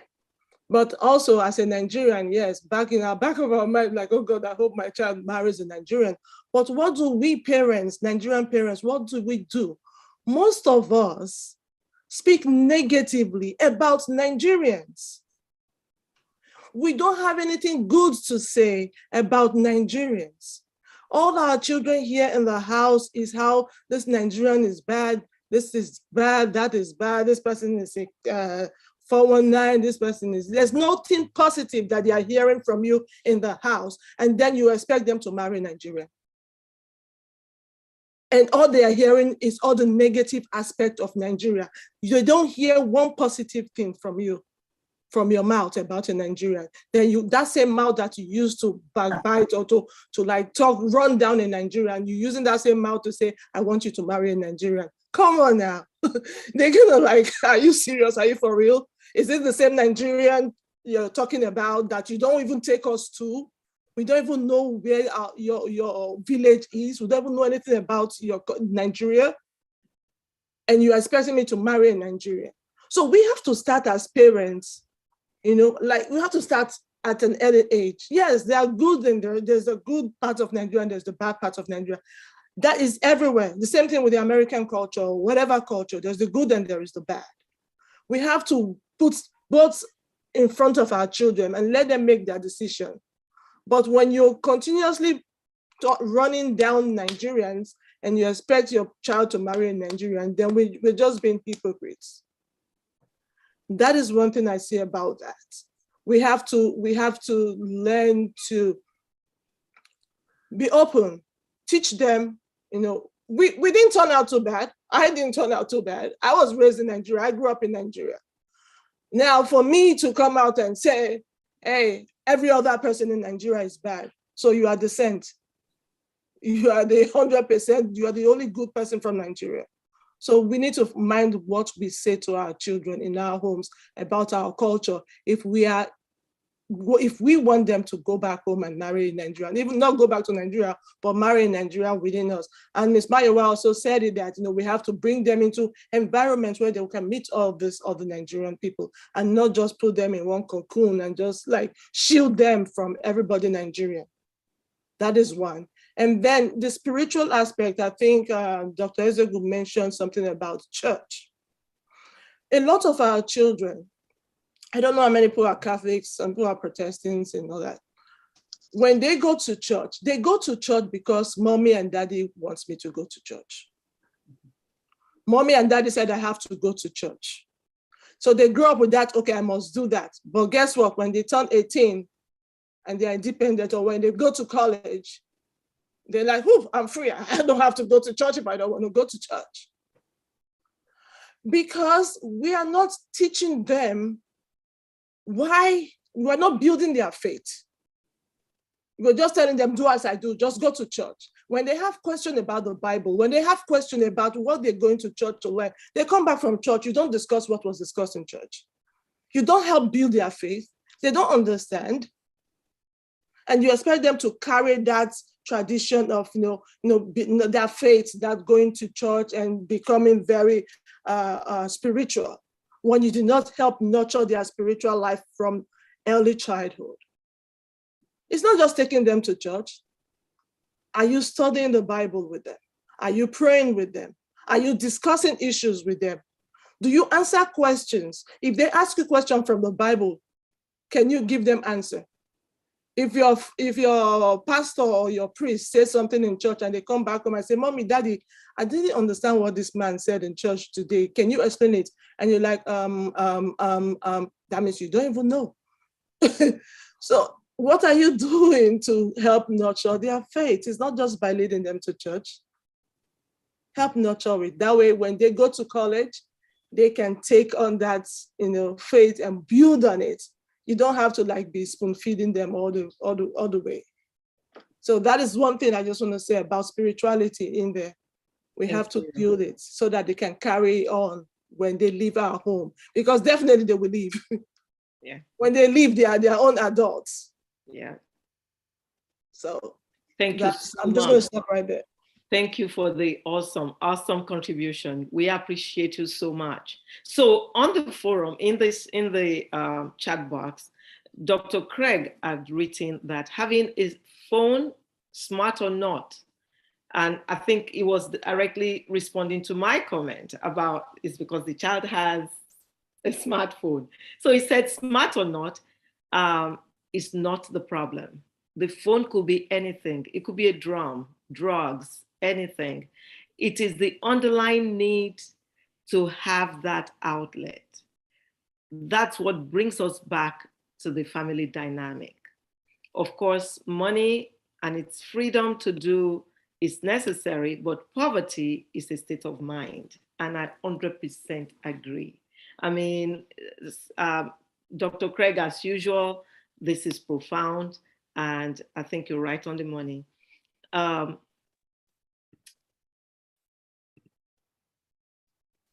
Does anyone have a comment on that? This is going back to the young child who committed suicide after all those postings in Facebook. The child who was addicted, so to say, to his phone and to the social media. I think, can I make a comment? Please. Sometimes we will have a very simplistic way of looking at it, that maybe it was just the phone. And but I think that it has been alluded, which I think is very important, about his relationship with the family, but then the relationship that he had with other people outside of the family, and that the family might not know. So when you see somebody just takes a gun with the phone in his hand and shoot themselves, I think the question is asked, this is revert to medical, was he on drugs? You know, are we looking at whether on drug? Now, sometimes reporters here are very careful not to quote unquote offend the family, so they may not say the real factors of why he just shoot himself. You know, people just, so is it mental illness? But there was no, according to them, there was no sign of any mental illness. There was nothing. So there was something that, I think somebody said earlier, I think it was Dr. O, people don't always tell the whole truth about what was going on in the family. So it is, we can read the article, we can deduce a lot from it. Was he being abused by his, sometimes the family or the father, especially there's a step parent, you know, was he being abused by that person and kind of got into him and is communicating with somebody and said, look, I can't take this anymore. So maybe until they look at the telephone, do the investigation, look at the telephone, I think we can just come to a simplistic conclusion that, yeah, he killed himself, it's horrible, it was suicide. But we need to, I think there need to be more information about it. Thank you. Yes, and you're right about that, because we don't know the details and we may not know. But the important fact is that there's a lot going on with cell phones. I've been in restaurants and I see families sitting down. The family, each of them, including the parents, will be on their phone. Nobody's talking to anybody anymore. In the past, when I was raising my children, we go to restaurants, we talk, we play. That's when we talk about school. So what happened in school? What is going on with this? You know, and stuff like that. But I don't see that a lot I don't see that anymore actually in restaurants. Everybody have their phone, they on the phone doing something. So as we say, even here it was mentioned among the Sudanese, you know, the suicide among the young people is just increasing. And we don't know why it is increasing. And that's why we're having this dialogue. Exactly. To see if we can, you know, avert stuff like that in our setting. I come into that a little bit. Sorry, go ahead. I'll tell you this.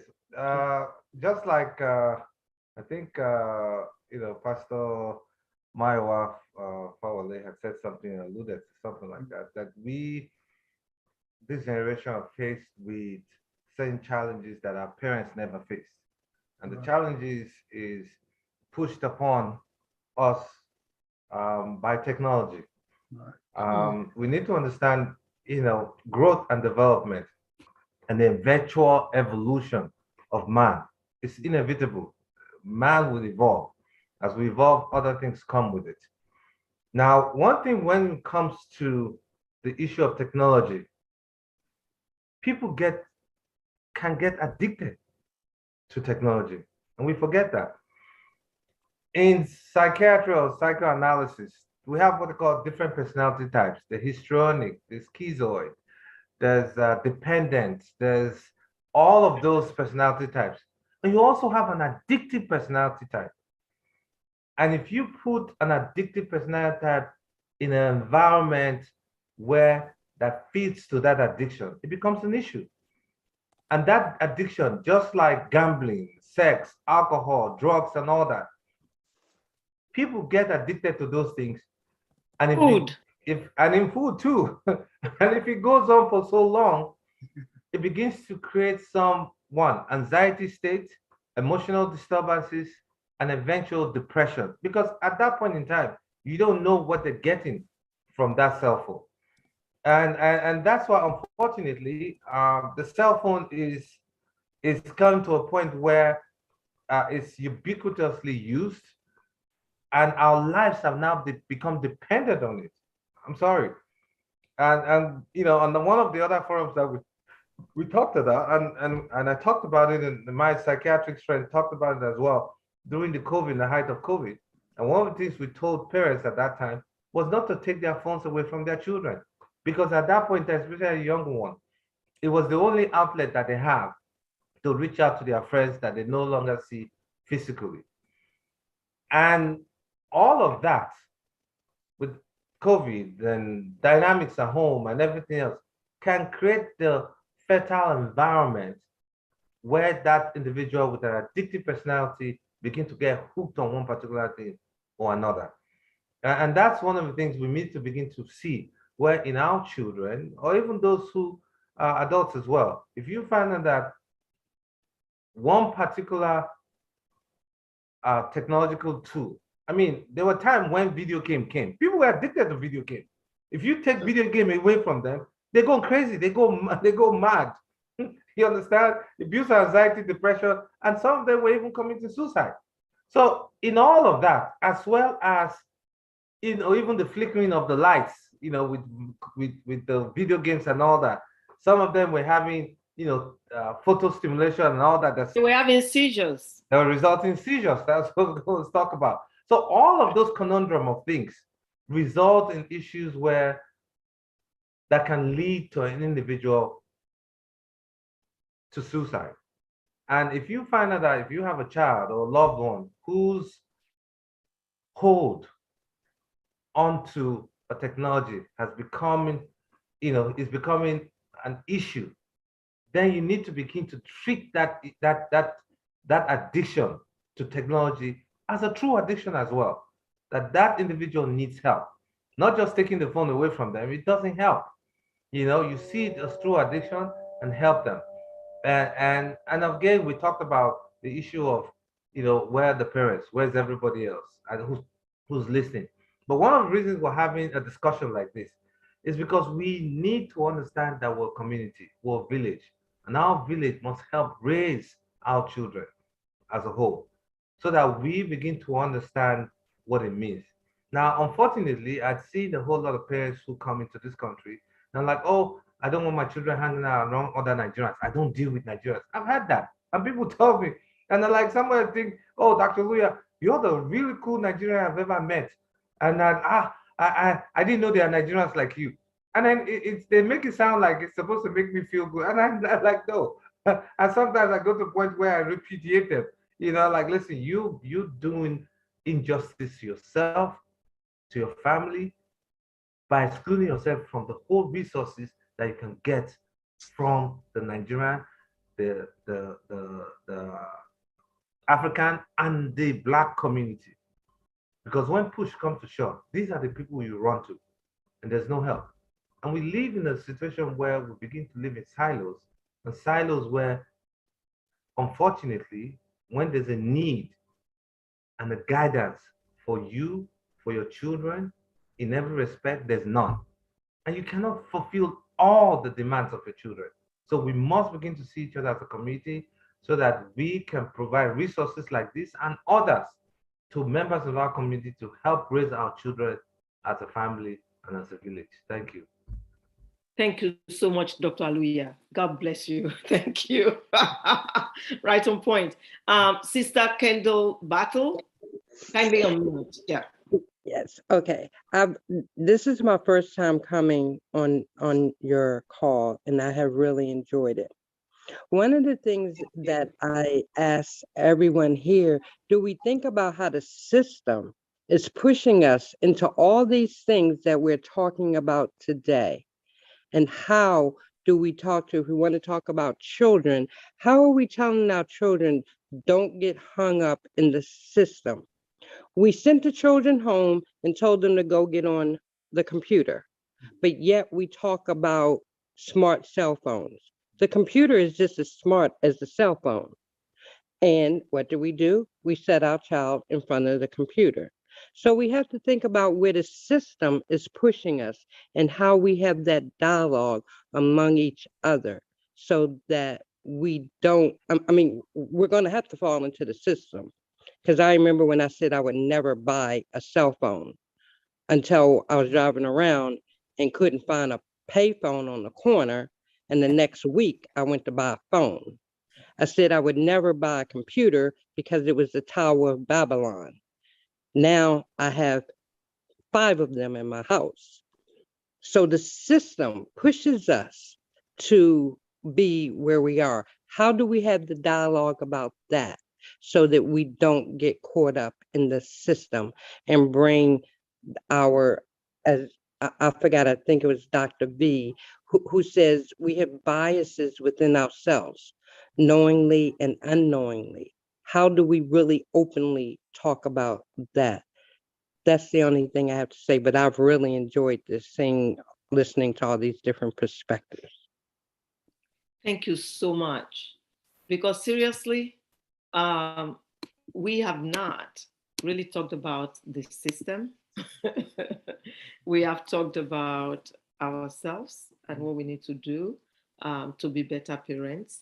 The system, though, you know, a young Black man told me this last week that it's hard to be a Black man in the US.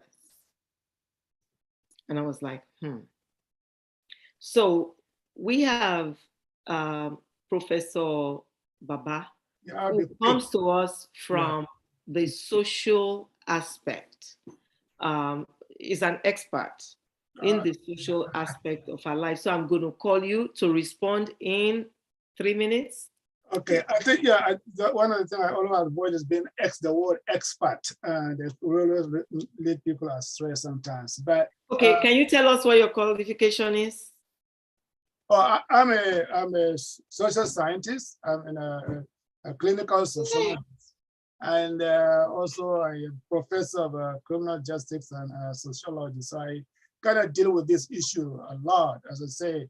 But I think what I wanted to point out is that I think she actually said what I was, so I'm not going, she said what I was going to say. The system made it so difficult that we have to use computer. Remember, teaching used to be you teach the kids, they listen, they write the notes and everything. Now everybody's on their cell phone, on their laptop, but they don't even, you don't even know those who are teaching, whether they are listening to you or they're just, I will tell you a good example. I was running one time around my class. I saw these students on their laptop. You know what they are watching?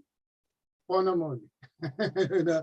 So this is the way addiction is. But what I'm saying is that it's very simplistic for us to say that the addiction is the reason this person killed himself, because things that are like drug, you know, can kill you because it has these biological effects on you. But being in a computer, that you're addicted to the computer, that you kill yourself for that, I think it will be a very simplistic way to look at it. We have to look at the whole social interaction between his family, how he was. Most psychologists will say this child was quote unquote a troubled child. Why is he a troubled child? Might have been abused, or he was on drugs, or there was something that was going on in his life that he didn't share. So, but it is difficult for me as sociologists to blame a device that I use. You know, you can decide to leave it and not to use it.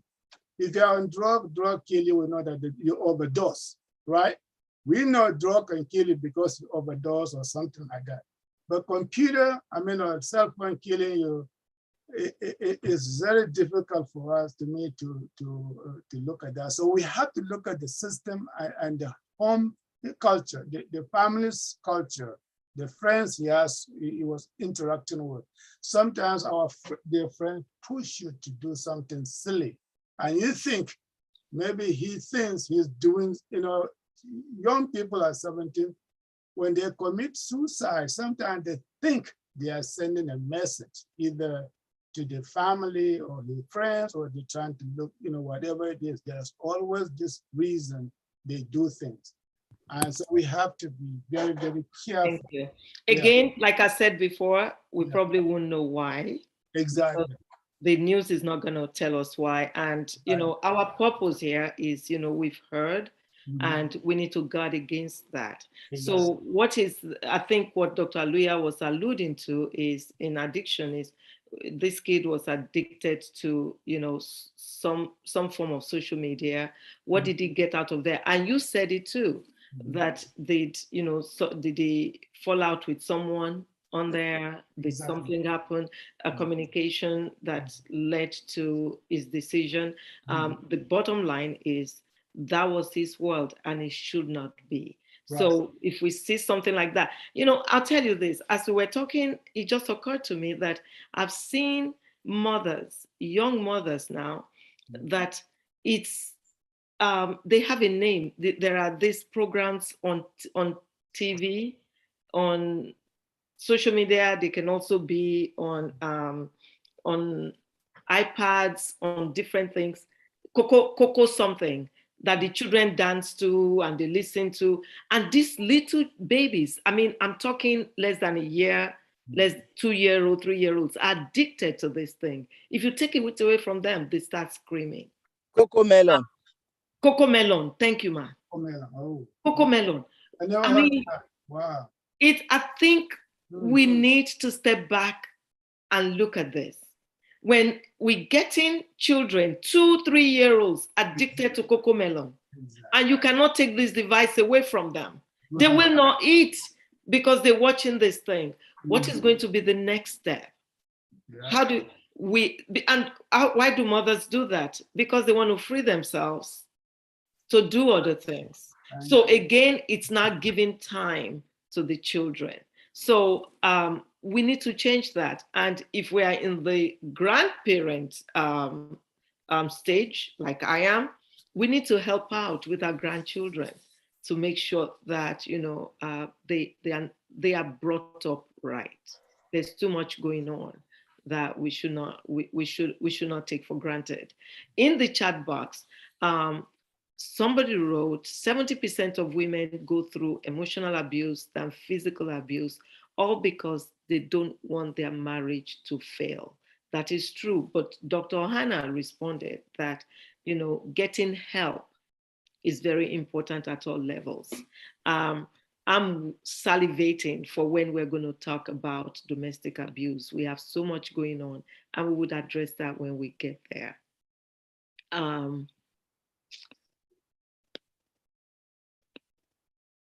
There's been, many comments on the platform, on the chat box, people appreciating speakers,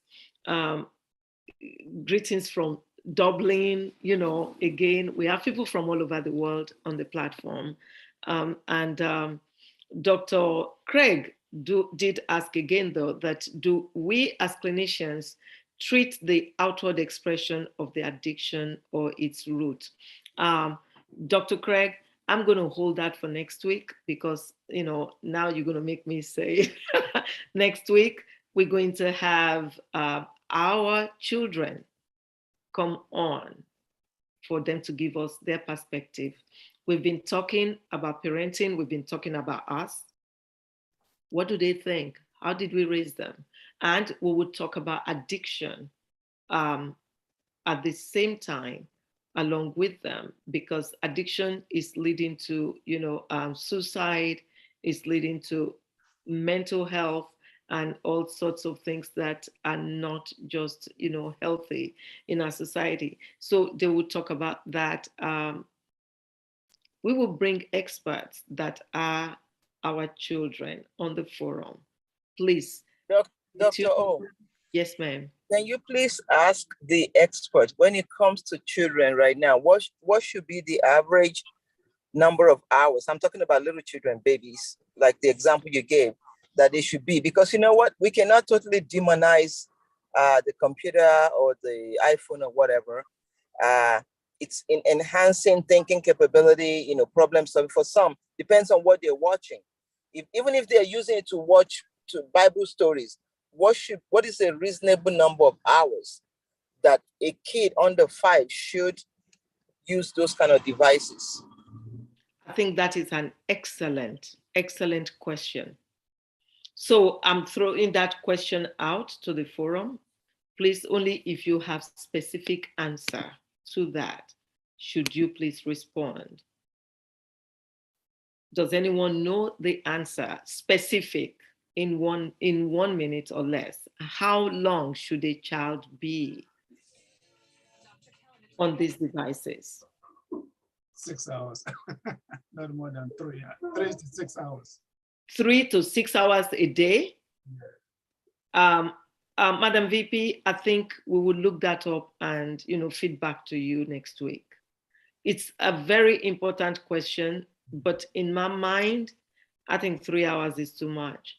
If I may say something, in fact, according to the American Council of Pediatricians, College of Pediatricians, the maximum usually should be 2 hours a day.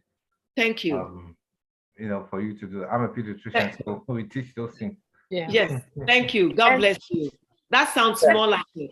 And I just want to add that it depends on the age of the child. Exactly. So if you're talking of a 5-year-old, an hour, depending on what it is, unless a parent is there that you know that you're really using it purposefully, like, okay, I'm teaching you math, or I'm teaching you how to write, or we're watching a video that we're going to respond to. 2 hours might even be too much for a 5-year-old. No, that's not realistic. No, between age 2 to 5, 2 hours is what is recommended. Okay. So Dr. Aluya, is that for recreation? Because you know that even with COVID right now, all of these kids are on on screen time. So even the kids, the kindergarten, they are there on screen time with COVID, and everybody is trying to turn to digital training. So are you talking about for recreational purpose or for including educational purpose? And that 2 hours, should it be at a stretch or should it be broken down into 30 minutes increment or something? Right. So I was going to add a caveat to that. Okay. Because as we know, things change with COVID, where a whole lot of kids were now schooled, from home, rather than being in class. Now, but for age 2 to 5, that's the initial recommendation before all of these things happen. But subsequently, again, before the ACP or these people come together to come out new, because these are recommendations. In fact, and I always teach, and I teach my young residents, I say, look, recommendations are passed for you to follow when you don't know what to do. But in all sincerity, if you know what to do and you have a good grasp of what you're doing, fine. Do what is ideal and safe for that individual. Everybody's not the same. I mean, who says that the aspirin I give you will work for you for Miss Fawole and it will not work for Madame Lara? No, there's nobody to tell me that. You understand? But as long as I understand who Madame Lara is, Miss Fawole is, and Amadou Baba is, then I would apply what they think is best for all of them. But in all sincerity, in modern times now, on the average between age to 5 hours for, maybe like 3 hours for work, school work, when they're doing work, especially when you're doing online. But then another 1 hour for recreation, cut into 30 minutes, is ideal for them right now. But for those who are much older, they can do up to 6 to 8 hours, in all sincerity. But we know that's not what happens. Teenagers, you have no control over them. But that's a different story. It's all about self-discipline, But that's where we talk about parental guidance, in those cell phones or the tablets or whatever you bring them. You set a time to it. The time comes, it kicks, and it shuts down. So, but by the time it shuts down, neither you or your husband will have peace if they come meet you. As a matter of fact, the story that's happening in China right now, they basically banned online gaming. It's been banned because a lot of kids are addicted to it. The government had to step in and initially they put restrictions on it, and found out the restriction wasn't happening, where they'll set a set time, viewership, and it's coded. China, they code it to your DNA or to your retina or to your thumbprint. They found out it wasn't working, so there's a mass banning right now as we speak. So these things happen, but here in the US, you can't do that. Thank you. I want to add that we have to decide if we really want to invest in children that will be successful, or we want to take the chance in creating problems. Because if you start a child on looking at these things and jumping up and all of that for 6 hours, 8 hours a day, and then they become teenagers and you want them to now revert back to studying or something, it's too late. And you'll be wrong because you did not set the foundation the way it should be. So I am excited about this conversation, and thank you so much, Dr. Aluya, for your expertise and for quickly telling us what the standard is. Yeah. Dr. O, can I quickly say something? Yes, please. So I was going to say. You have to be quickly. Yes. Because I still have because of time. Yeah. Because of the time. Yes, please. we're talking about the timing, setting time for our kids and all that on the tablets. But we, the parents, most of us are very selfish, because we see when the children are on this tablet, that is like you having your peace of mind. So they want to just let them be on that. But another thing that I've noticed that helped, Dr. Aluya mentioned, is there are apps out there that can help you as a parent. You get these apps, it shuts them down automatically when they meet that 2 hours mark of daily screen time. It doesn't matter how long, if they want to be there straight 2 hours or 20 minutes, go back 10 minutes, as long as they meet that 2 hours, the computer or the phone shuts down. I would advise parents to invest in that if you know you don't have the time to really sit down and monitor how long they spend on their devices. Wow. It helps. Wow. Just install the app and it shuts them down when it's 2 hours. That's a great idea. Thank you. They're smart. Yes, excellent idea. Excellent. Because seriously, children learn fast. And once the device is like that and shuts them down, they learn. As soon as it's shut down, they know that, okay, I'm done for today. They're going to find something else that they're interested in and they want to do. That's a great idea. Please, Sister Patience, if you can research that for us, we want name. We want to get it.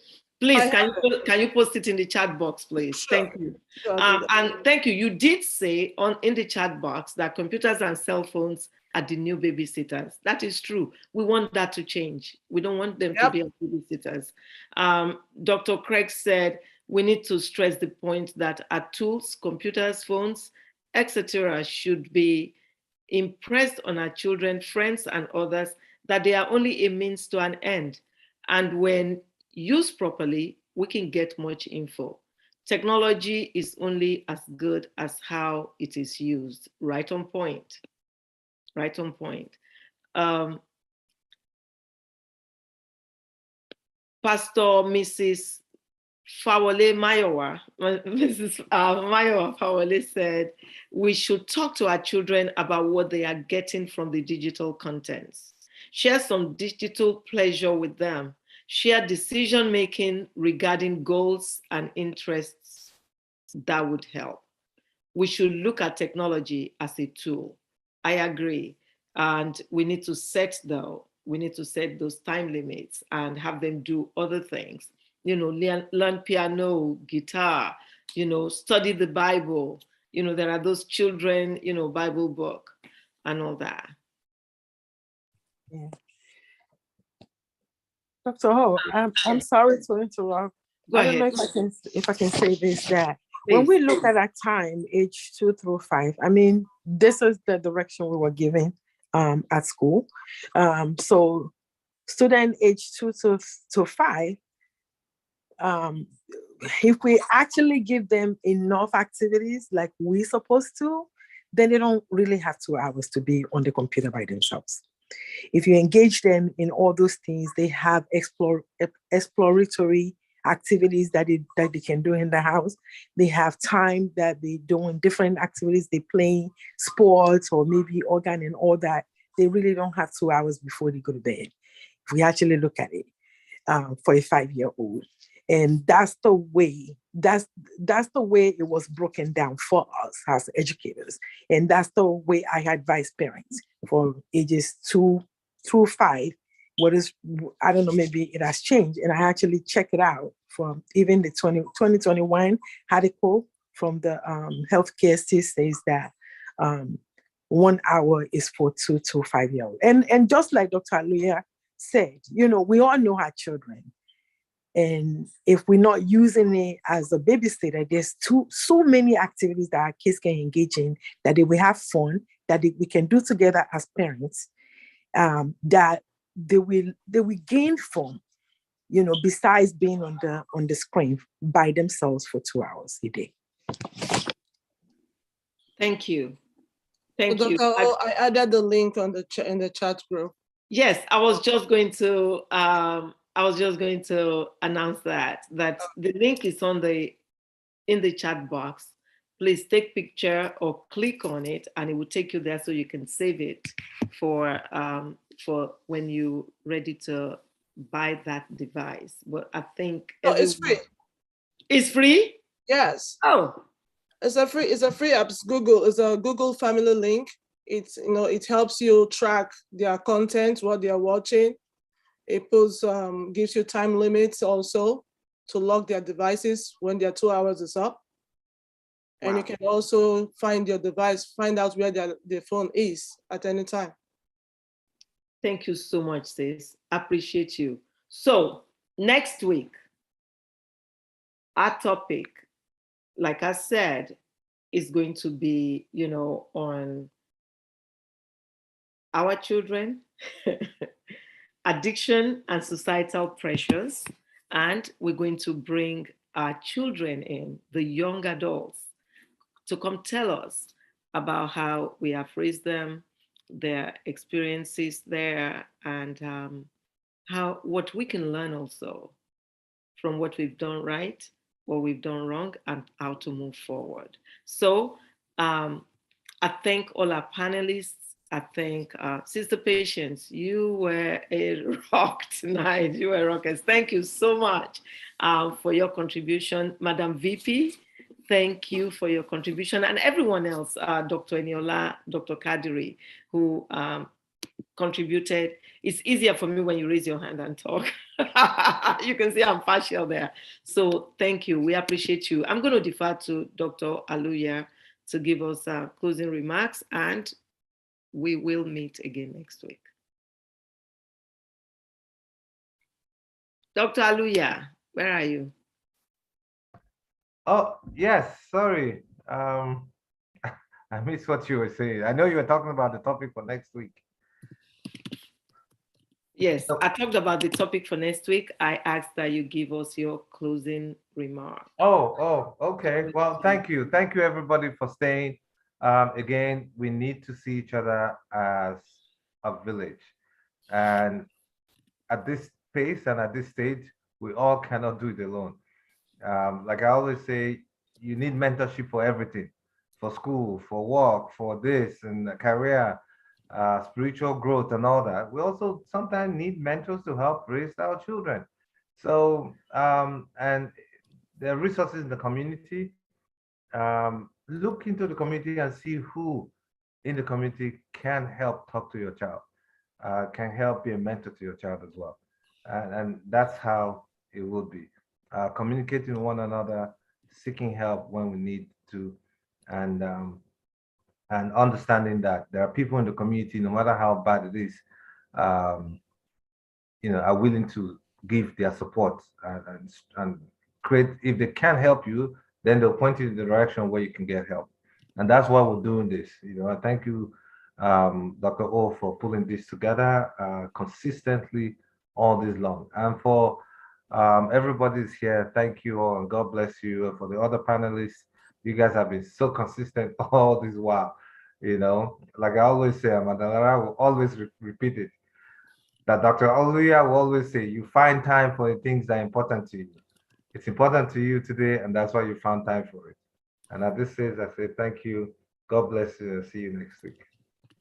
Thank you so much. And reminder, we have not established care on this forum. We're just disseminating correct, cogent information. See you next week. We will miss you till then. Good night.